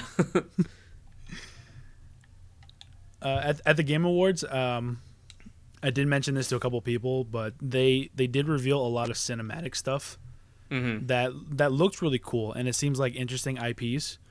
For example, Intergalactic, the new IP from Naughty Dog. Yeah, that sounds Looks that- cool. It looks cool. But to be honest, I'm probably not gonna play it. I'm definitely going to try it out because Naughty Dog is a company that almost always makes bangers. They're like Rockstar, where almost everything is a banger. You know what I mean? Yeah, I can get behind that. Like even games So- that aren't like bangers are still like pretty good. An example for Rockstar is Midnight Club Los Angeles. It ain't Hey, no man. GTA, but that game I was like like that game. freaking fun. Yeah, play an Midnight example Club? for Naughty Dog. Yeah, Midnight Club LA for the PS2 was actually the one that Ruby and I played growing up. Oh, nice. An example of a Naughty Dog, The Last of Us 2, obviously. The story in that game is fucking horrendous, but the gameplay is still really fun, so it's still a fun game to play. But there were a lot of cinematic trailer reveals that were all really cool looking, but I can't cast judgment on anything until I see gameplay. Even gameplay, like it's you can't really cast a judgment on that because it's not released. You know what I mean? Yeah, but it's going to give us more of a semblance as what type of game it's going to be. Like the trailer for the first Berserker Khazar, like that trailer was sick. But what's the gameplay going to be like, you know? Is it going to play like God of War? I kind of Is it going to play like Dante's Inferno? I kind of forgot that game. I don't remember anything about it. That's the one where it was like the shirtless dude with the long hair that like dies in the beginning. And he gets brought back to life by some ghost and he fights some like dragon thing. I think I remember. Well, that's not important. All right, cool. But there was a lot of shit like that I got to see gameplay for. Which makes sense. I'm pretty sure there was something else. Oh yeah, I was gonna mention. Imagine if Intergalactic is just like it's a fucking top-down shooter. Oh my god. It's a Like a strategy twin game. stick shooter? Yeah. It's a strategy game. You have It's a to build puzzle your game. resources and shit. God damn it, dude! It's gonna be like fucking Candy Crush. One of those fucking slider puzzle games. Yeah. Like in Resident Evil 4. I would return that game so fucking fast. Nah. They're going to cook. I hope. Are they gonna cook like Eisenberg? Well, that's yet to be seen. Who can cook like Heisenberg, huh? Who can? Apparently, Rockstar. I thought you were going to say Walter White. Well, yeah. Rockstar, GTA Naughty 6, Dog. I really thought they were going to reveal something at the Game Awards for GTA 6. I feel like the hype is already self-sustaining, that they don't need to really release anything else. I'm But sure how they crazy will. would it have been, though? It'd be crazy. Well, I would say I'd be happy to see more stuff for GTA 6, but I would have been okay with it like not being in the show, you know what I mean? Yeah. But the point is, we're getting it soon. We're getting it this year, so that's all I need to know. True. There's gonna be so many fucking call-outs on every business when that game comes out. Oh, you fucking know it. We're crashing that server, dog. I haven't even played the campaign for 5. I should do that. I For hear 5? it's good. Yeah. I just finished the campaign for it not too long ago. I want to say like 2 months ago. How is it? It's good, but from what I heard, it's not the best campaign of the GTA's. A lot of people say GTA 4 is probably the best. It's GTA 4. Simply because of the character Nico. Is that his name? Yeah, Nico Bellic. Yeah, I heard his like story. Overall, it's just like way better than anyone's story in GTA 5. I never really played 4. Just a little bit, like... I think it was at your house. I came over, and we kind of just dicked around in the overworld. GTA 4? Yeah. I don't own GTA 4. Must have been somebody else then. I just remember going to someone's house and dicking around. It was a long time ago. I'm talking like 8 years ago. I do remember I went to one of my friend's house. This is back when I was still living in California. And they were playing GTA 4. I was just watching. And this dude was like getting shot up. And he tried riding away on a bike. He only had like a sliver of health. Like a literal sliver of health. And as he was riding away on a bike, he like pulled up his phone to like do something. And he crashed into a fire hydrant, flipped over the bike, and he fucking died. Oh, Homie fucking dude. died. My ribs were fucking hurting from how hard I was laughing. And it's just moments like that make GTA such a great game. Man, I miss the fact that they don't make the cheat codes like they used to be. Like I remember playing San Andreas with a buddy because that was when you had local multiplayer. You just go to like the floaty controller in the overworld. Whoever's on the second controller spawns in a second character. And you just put in the cheat codes and we just dick around. And I remember there was one cheat code in San Andreas where it makes the bunny hop on a bicycle like insane. Like you go Oh. insanely high. Yeah, I know that one. And there was this one time that we put in the cheat code, and I was doing the charge up for the jump, and then I kind of like rolled underneath like a roof, and right when I did it, I slammed against the fucking ceiling, and the bike just went boom, flying up in the sky as my character just snaps his neck against the roof. God, it was so fucking funny, man. Those moments are always great. The flying cars cheat code where you could drive on water. Cheat code that just gives you everything. There's the big head mod. Not mod, cheat code. Yeah, the cheat codes in GTA 5 are not nearly as fun as they were in older games. I think the best cheat code in GTA 5 is the one that makes you spawn all the way in the sky. Yeah, it's all right. For me, that's my personal favorite. But I mean, like, that's saying much considering how fun the cheat codes were back then. For 5, my two favorites are the super jump and the exploding bullets. Oh, there's also the explosive punch. Oh yeah, that one's good too. But yeah, something I learned from the cheat code that lets you spawn in the sky is you'll always die unless you fall head first. Then you'll live with a little bit of health, which I think is How the fucking fuck? weird. Yeah, how does that make any goddamn I sense? have no fucking clue. But I've tried landing on my legs, on my body, and I die every time. But as soon as I die, I fucking head first because I'm like, you know what, I'm just going to fucking kill myself. So I decided to land head first and I fucking lived. Like, what? Nothing like a little migraine. I aimed for the bushes.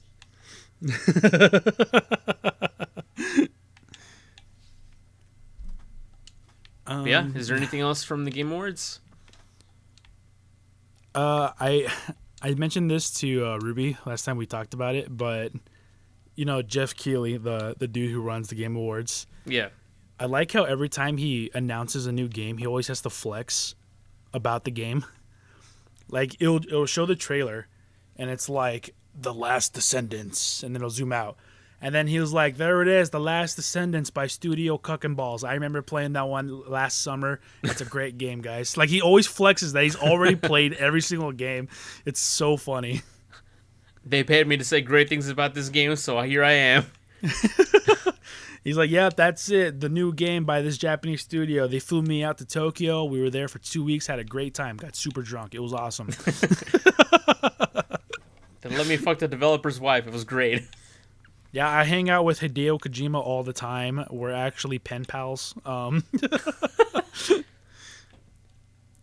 remember when me and Kojima first head to a brothel. It was great. That reminds me, the new game made by the studio that does It Takes Two and A Way Out. I thought we talked about this already. Split Fiction, not on the podcast. We talked about this in real life. Oh, okay, that's why I remember. That game looks so good. Hell yeah, it does. And the way that guy came out all excited, saying this game is going to kick ass, like with his accent, like, it was so good. Such a good announcement. This game is a fucking... I'm not good at English, but this game is a fucking...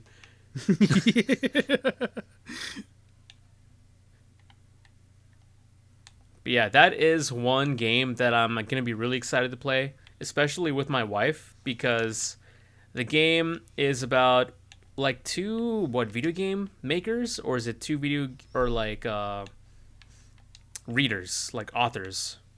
It's about two authors, and then they put their story into like a VR thing to like simulate it. Yeah. But then one's a fantasy author, the other one's like a sci-fi author. Mm-hmm. Yeah, so for me, I'm gonna relate to that because me, like, I'm a huge sci-fi fan, and my wife is a huge fantasy fan. So this totally is like, oh yeah, this is for us. We're totally gonna fall in love with this. I didn't realize how big she was into it until I started seeing all of her posts on Instagram about all the art and stuff. Oh, for like fantasy stuff? Yeah.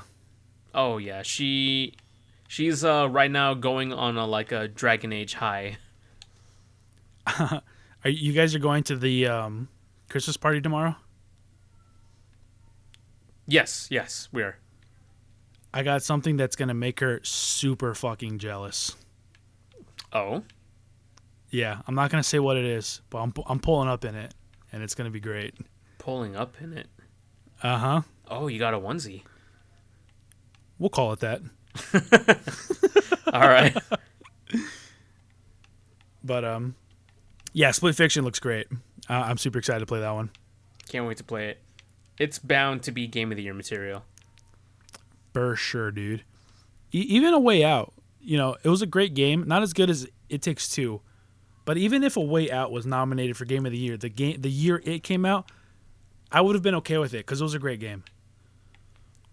Yo, speaking of, did you see that the guy who shot the CEO is getting sent to the same prison as Diddy? I did not see that. No. Yeah, someone saw that on Twitter, and they quote replied with the game cover for A Way Out. It's a match made in heaven. Diddy and Luigi's Mansion. Diddy Kong! Luigi! Hiya! I think that's pretty much it for the Game Awards, man. Overall, I thought it was a really good presentation. Yeah. I made it a point for this following year to play more games, which I'm pretty sure I said the same thing last year, but I'm putting emphasis on PlayStation games. Because if there's any games that I have not played, it's a lot of the freaking exclusives on PlayStation. Yeah, I don't have a PS5, so there's a lot of newer PlayStations that I'm missing out on. Newer PlayStation exclusives. Yeah, the thing is, I want to play the PlayStation, not the classics, but the ones that came out for the PS4, PS3. For sure, the God Awards. I know you're gonna love the God of Wars. I've told you before that I want to start my this journey with playing the Uncharted series. I love the Uncharted games. That's how I want to play. That's gonna be my introduction to Naughty Dog. It'll be the first Naughty Dog game that I'll play. And yes, I did tell my friend yes, I also really want to play the God of Wars. 1, 2, 3, and Ascension. Which I know Ascension's not that good, but I'm still gonna play it regardless. I've actually never played Ascension. I have it. It's sitting on my shelf. I've just never played it. And I heard it's not that good, so. Anyways, I want to play those. I'm gonna skip on the Crash games. I'm sure the Insane Trilogy is good, but I wanna play other games, not those. Something that's actually weird when it comes to Sony exclusives. The Crash Insane Trilogy and the Spyro Reignited Trilogy were both added to the Xbox Game Pass. Oh shit, really? Yeah. That's awesome. It's great, but I think it's kind of weird because they're supposed to be Sony exclusives. But I'm not complaining because I've only ever played Crash Bash, which is Crash's version of Mario Kart, or Mario Party, I mean. So I can't speak on the Crash games. I've only ever played the first Spyro, but I've never beaten it because our disc was scratched, so it always froze at the same spot. So these are the problems that we grew up with. yeah.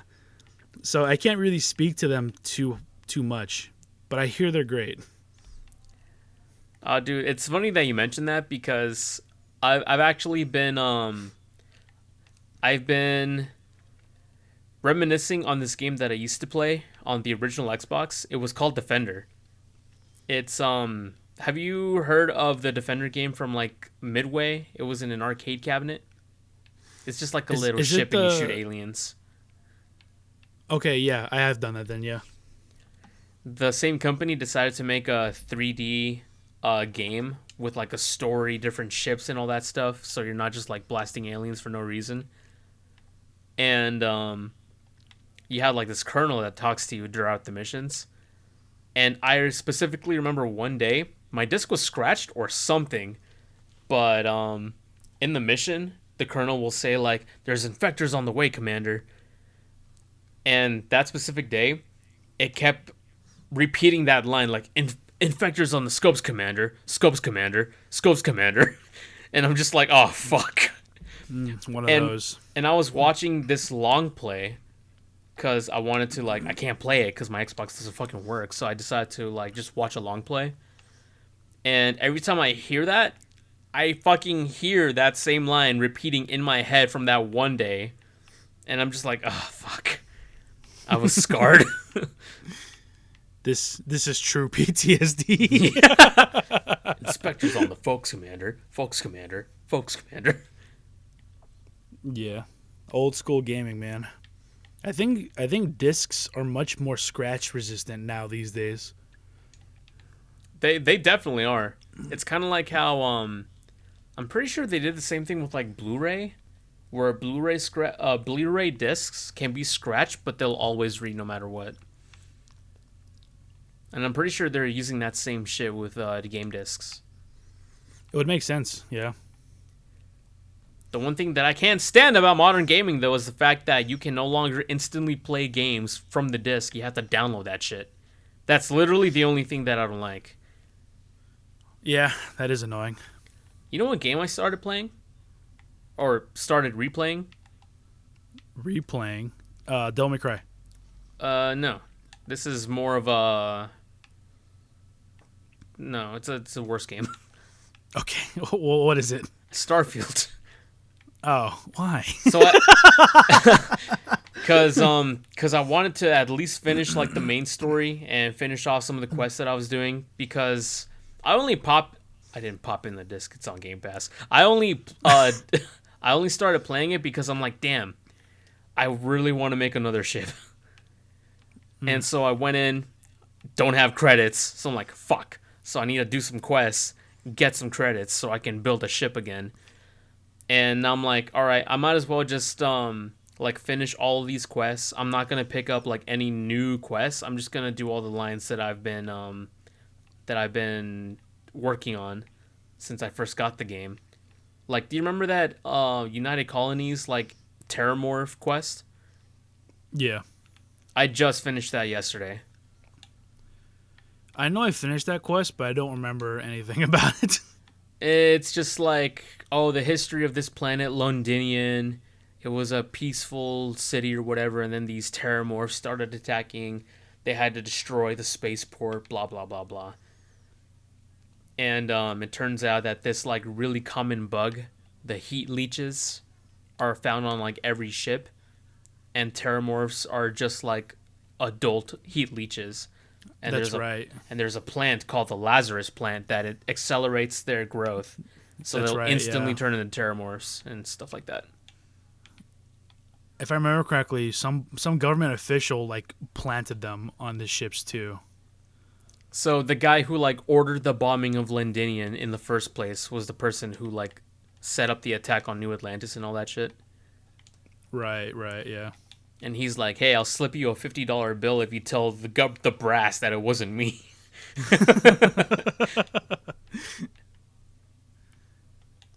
But that was pretty much it. But I'm trying to just finish off these storylines, and I'm gonna finally like beat the main game so that I can say that I beat it. And of course, I wanted to build a new ship. And you bet your ass I'm not going to do New Game Plus, because then I'm going to lose literally all my ships. And I'm like, what the fuck is the point? You're gonna become Starborn, dude. Fuck that. I heard the ship you get from becoming a Starborn isn't even that good. It's not. The ship I had beforehand was better. Oh, you have it? The Starborn ship? Yeah, I went ahead and did it just to see what it was like. And they played like that for like 30 minutes. And I was like, okay, I can uninstall this game now. I did all I could. Yeah, no. I have like 4 or 5 different ships, all custom made, all with their own purposes, and I don't want to lose them. I spend way too much fucking time building them. Not only that, but if I start a new game and I want to rebuild those ships, I have no fucking clue how to build them again, so I'm not going to do it. All I did was I bought a ship that was like pretty good. Also pretty expensive. It was like almost like 1 million credits or some shit like that. God damn. and then I just put better guns on it, and that was it. I just ran that the whole game. Even the guns are expensive. Jesus. Yeah, well, that was back when I used to have my credit farming strat before they patched it, where I could steal from like vendors' chests. I remember that. You tried showing me that one day, and you were like, "Oh no, they patched it." It was like the day they patched it. You're like, "Bro, you gotta see this." No, Check I this swear it shit was out. right there. Yeah, going to I think it was Aquila is what it was called. Yeah, it was Aquila, and you went to what was it? It was a city. I think it was like Aquila City or some stupid shit like that. Yeah, it's the one where the side quest starts where they try to make you a cop. Yeah, it's like these dudes robbing a bank, Yeah, that's the one. and then you're like, "This town ain't big enough for the two of us." This town ain't big enough for my cack. Patna. I fucked the shit out of that one girl. Which one? There's like two of them. What's the one? What's the blonde one with the accent? Sarah Morgan. Yeah, Sarah. I fucked her all night long. Yeah. She'll let you know too. Like, did you get any rest? Aisha didn't. Yeah. And then I Bitch, switched you're like- from her To Andreja. to Andreja. Yeah, exactly. And then Sarah was never the same after that. Yeah, I wonder why. Goddamn. There was like a thing that like like the thing that pops up where it's like, oh, they enjoyed that or something. Yeah, like like Sarah once I Morgan s- liked that or disliked that. Yeah, once I accepted Andreja, it was like Sarah Morgan hates you or some shit like that. What the It was fuck like, do you well, want? It's like, well, that No. bridge has been burned. No, I think it's funny that in that game, if someone hates you, they will not talk to you, and the next time you try to talk to them, they're like, "You know what you did? Apologize to me," or something like that. But it's never like a specific line of dialogue. It's just like you know what you did. You know what I mean? Yeah, it's never like you cheated on me, Yeah. which I Or totally did. or you killed all these freaking people just because you wanted their loot. Yeah, but Andrea was hotter. She's hot. I think she's Mexican. Must be. I was attracted. All right. Well, we're approaching the 2-hour mark.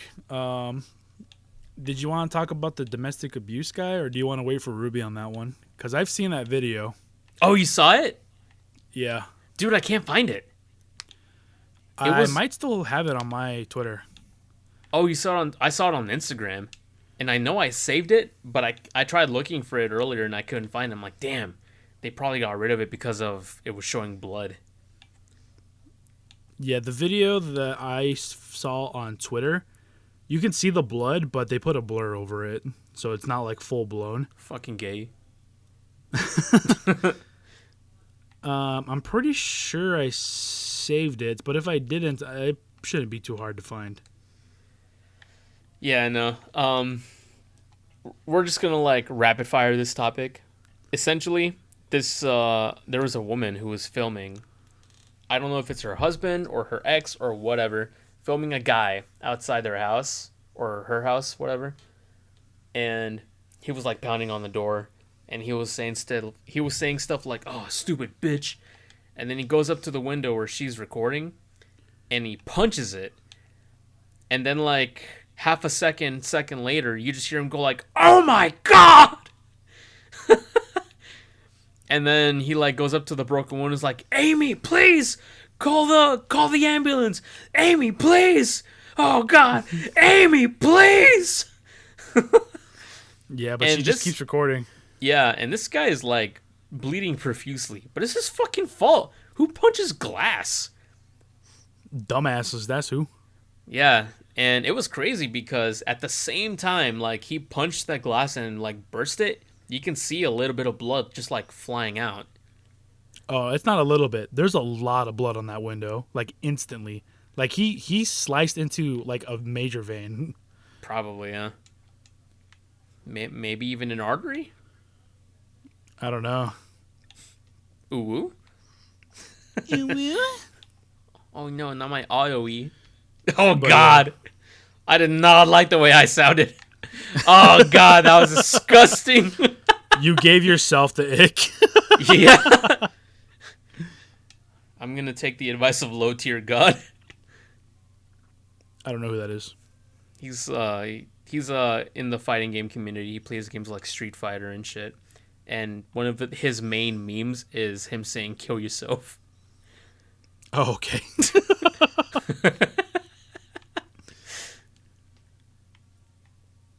But anyways, I yeah, found the video. he cut himself. Oh, you found it? Yeah. And yeah, as he's like pleading for Amy to call the ambulance, he's like, "Why are you doing this? If gaslighting was a person, it's fucking him. Do So this shit to yourself." I'll go ahead and read the tweeter. The tweeter. The tweeter. I'll read the tweet here. It says, "Man slices his arm open during a domestic violence incident. The woman, Amy Murphy, filmed as her partner, Enrique Rodriguez, tried breaking into the house. Quotes, 'Amy, please call the cops, please,' the frantic man shouted. According to Murphy, Rodriguez was rushed to the hospital. He survived the incident and was booked in jail. Murphy has since filed a restraining order." So Murphy's the girl. Okay. Amy Murphy, yeah. She filed a restraining order against him. Yeah, he's bleeding like crazy. Also, it's if you watch the video, the way he punches the window is like why the fuck? He doesn't like do like a straightforward punch. He does like a sideways like hammer punch, which is why he cuts himself, because he breaks the glass on the initial hit with his arm, but he maintains his he does the full like movement, so the glass shatters on impact that his hand is at, and then his arm just cuts into the side where it doesn't break and it just slices open. Yeah, and even as he was pulling back his arm, he was kind of like he didn't pull it straight back into his body. He like kind of like in a scoop motion. You know what I mean? Yeah. So it's like, all right, you're just fucking bad at what you do. You're terrible. Yeah. Can't Yeah, even punch it's, glass right. Yeah, he's a dumbass. I don't So know what happened after it's- that, it's but she the- filed a restraining order at least. It's the usual suspects, you know. Last name Rodriguez. All right, buddy. All right. Anyways, I'm not racist, by the way. Well, one last topic to send us off, and it's a big one. I just learned about this earlier today, Okay. and it's kind of crazy, actually. So, you know honey, right? The ingredient, yeah. The app. The app? No. You don't know about the honey app? No, what is it? Seriously? The Honey app? Is it like a Yeah. dating app or something? No, it's the browser extension that looks for coupons for you when you check out at stores. Oh, yeah. Okay, so basically, somebody found out after I think it's like, it took them 2 years. A multi-year investigation into honey found out it's all a scam. Okay. I'm going to put the link to the video of the dude who explains it in the description. At least I hope I remember to do so. But I'm going to try and break it down the best that I remember.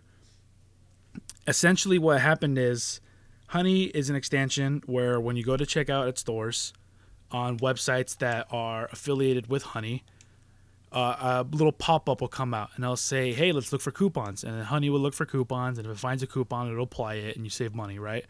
And it's a free app, so you're essentially saving money for free without having to do anything. Seems too good to be true. Turns out it was. So the way it works is honey has commissions through their the fuck's it called? They're like YouTubers and shit, right? YouTubers Okay. and shit, they'll give you referral codes, and then they'll get commission based on whatever purchases you make with the referral code. What Honey has been doing is they have been secretly stealing that that commission money and pocketing it themselves. Wait, So, the money that's supposed to go towards the YouTubers? yes. Oh. So the way it works, the best way that I can describe it from the video I saw is whenever you click the link, your browser will have a cookie, right? And the cookie will basically be the thing that the website reads to say that when you make this purchase, that commission is going to go to whoever this cookie is linked to, essentially. But what happens is Honey will override that cookie with its own cookie whenever you click on the Honey like pop-up. So you click on the YouTuber's link, it has his cookie, and then when you click on Honey to use Honey, Honey overrides that YouTuber's cookie with their own. So it basically says, oh, this commission money goes to Honey. Oh. So the YouTubers make it seem like, oh, no one's using my referral code. Oh, well. Essentially, right? So this has been going on for a long time, and it's been so well hidden, and it's so sneaky that we're just now finding out, basically. Wow. Yeah. There are other ways that it's been scamming people.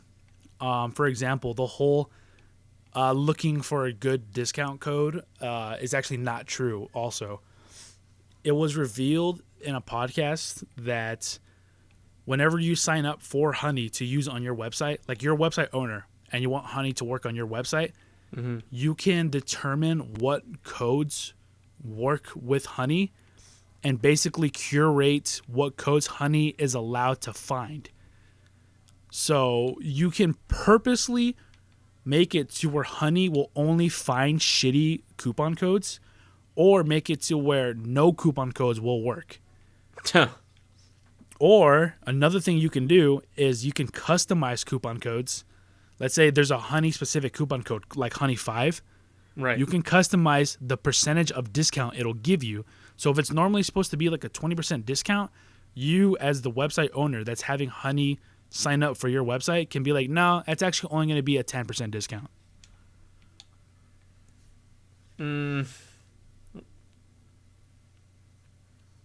Okay. That was Shit's a- fucking wild. Yeah.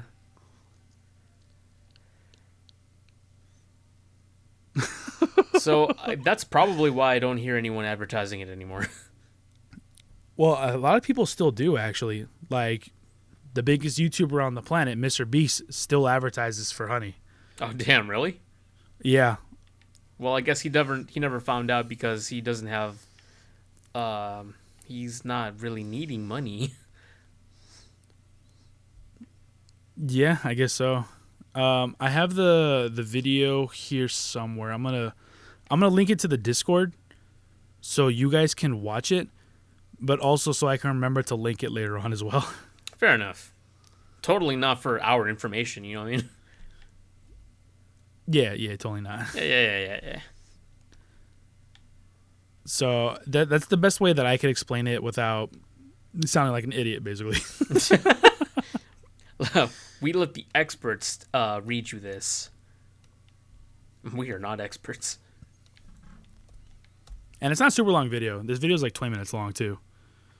Okay, it's not too bad. Well, depending on how people spend their time watching videos.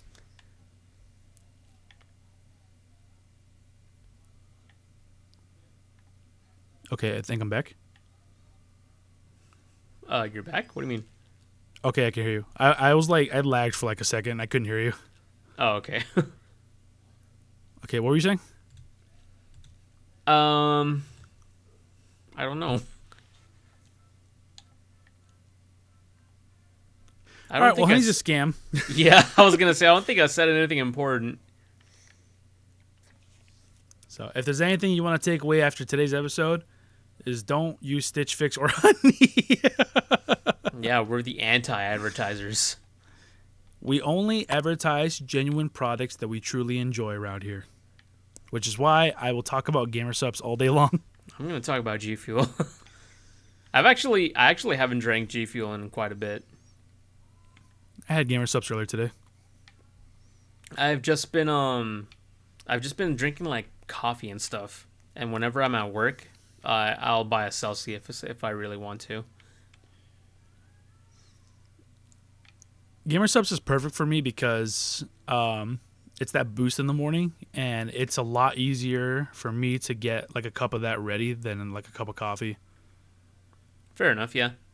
Because I don't have like a Keurig machine, which kind of would fix that issue of like having coffee done quickly. Uh-huh. So I just, pour a couple scoops of powder and some water, and then I'm good to go. Put ice in it though.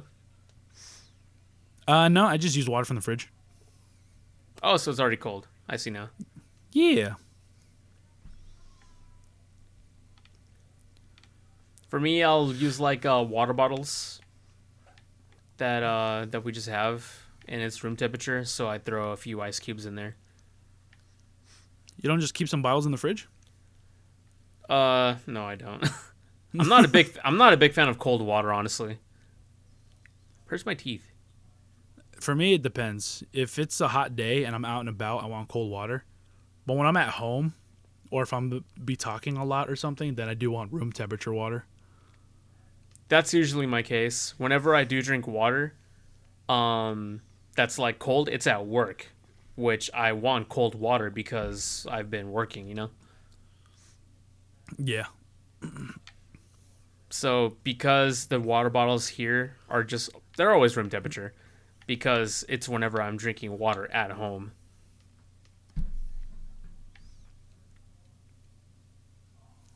But yeah, that's pretty much it. Okay. Maybe one day we'll get sponsored by Gamer Subs or G Fuel. Dude, you love G Fuel. I love Gamer Subs. Dude, we could be the first ever podcast to be dual sponsored by opposing companies. Yeah, but they're going to be like, yo, either one of us or none of us. It's going to be Gamer Subs then. Yeah, it's got to be G Fuel. No, it's got to be Gamer Subs. No, are you sure about that? Yeah, I'm sure. I beg to differ. I guess this will be a topic for another video. Man, I almost shot myself in the foot just now. What? Because I almost shot myself in the foot because I was about to be like, name the biggest YouTuber sponsored by G Fuel, and I'll name the biggest one sponsored by Gamer Subs. And then I just remembered that that's a fight I would lose. Wait, what's the biggest sponsor for Gamer Subs? The biggest Misfits? YouTuber sponsored by them? No, it's probably somebody I don't know. But the biggest one I could think of is Critical. Gamer Subs? Yeah. Oh, okay. Not that far off, because Critical is, I think, the biggest sponsor for G Fuel, too. No, he dropped G Fuel and he switched to Gamer Subs. Okay, well, he had a thing with G Fuel. The biggest YouTuber that I know that sponsors G Fuel is Angry Joe. Again, this is the only one that I know of. Oh, no, PewDiePie, too. Yeah, PewDiePie was the one that I was like... I forgot about PewDiePie, honestly. That's a big one. that one seems pretty important. Yeah. Oh, well, it's not a dick measuring contest anyways. Both of them are good. I haven't tried too many... I think I tried... oh, fuck, what was it? You gave me a flavor?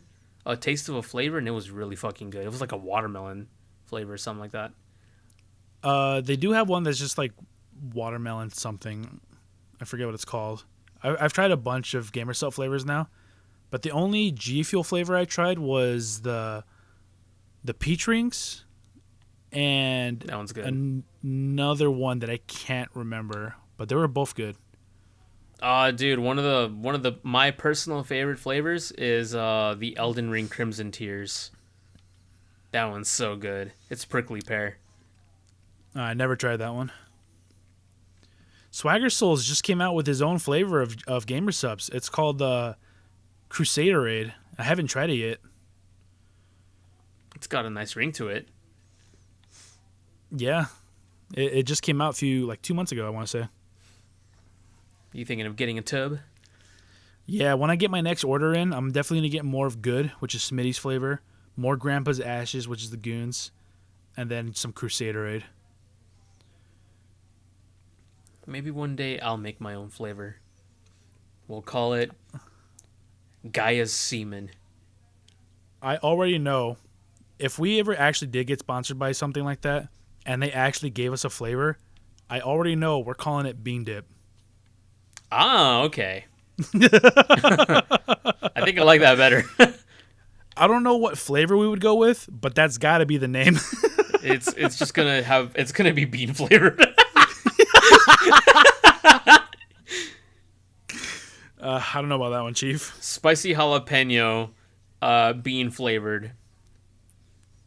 Nah. I'm good. They open up the tub and it's literally just fucking beans. There's just pinto beans inside. Yeah. Oh, yes. I could use this for my Loteria game. There you go. I can hear all the direct deposits pouring in. One day. Maybe. We'll see. All right. So, should we call it here? Yeah, I've been going for about over 2 hours, so I'm good to call it here. Sweet. Send us off. All right. Thank you very much for listening to this episode of the Mighty Beans podcast. Ruby left us early, the bitch, but But I'm still here. I'm in still it to win it. standing. I even accommodated my fucking schedule. That's true. You did. It was supposed to be a relay today. Yeah, you're right. It was going to be me joining late, and then as soon as I got on, Ruby was gonna get off. But I decided I can just do my last minute shopping tomorrow. It's gonna be a bitch though, because it's gonna be Christmas Eve. But whatever. Yeah, but it is what it is. It is what it is. All right. Thank you very much. And buenos nachos. All right, you guys have a good one.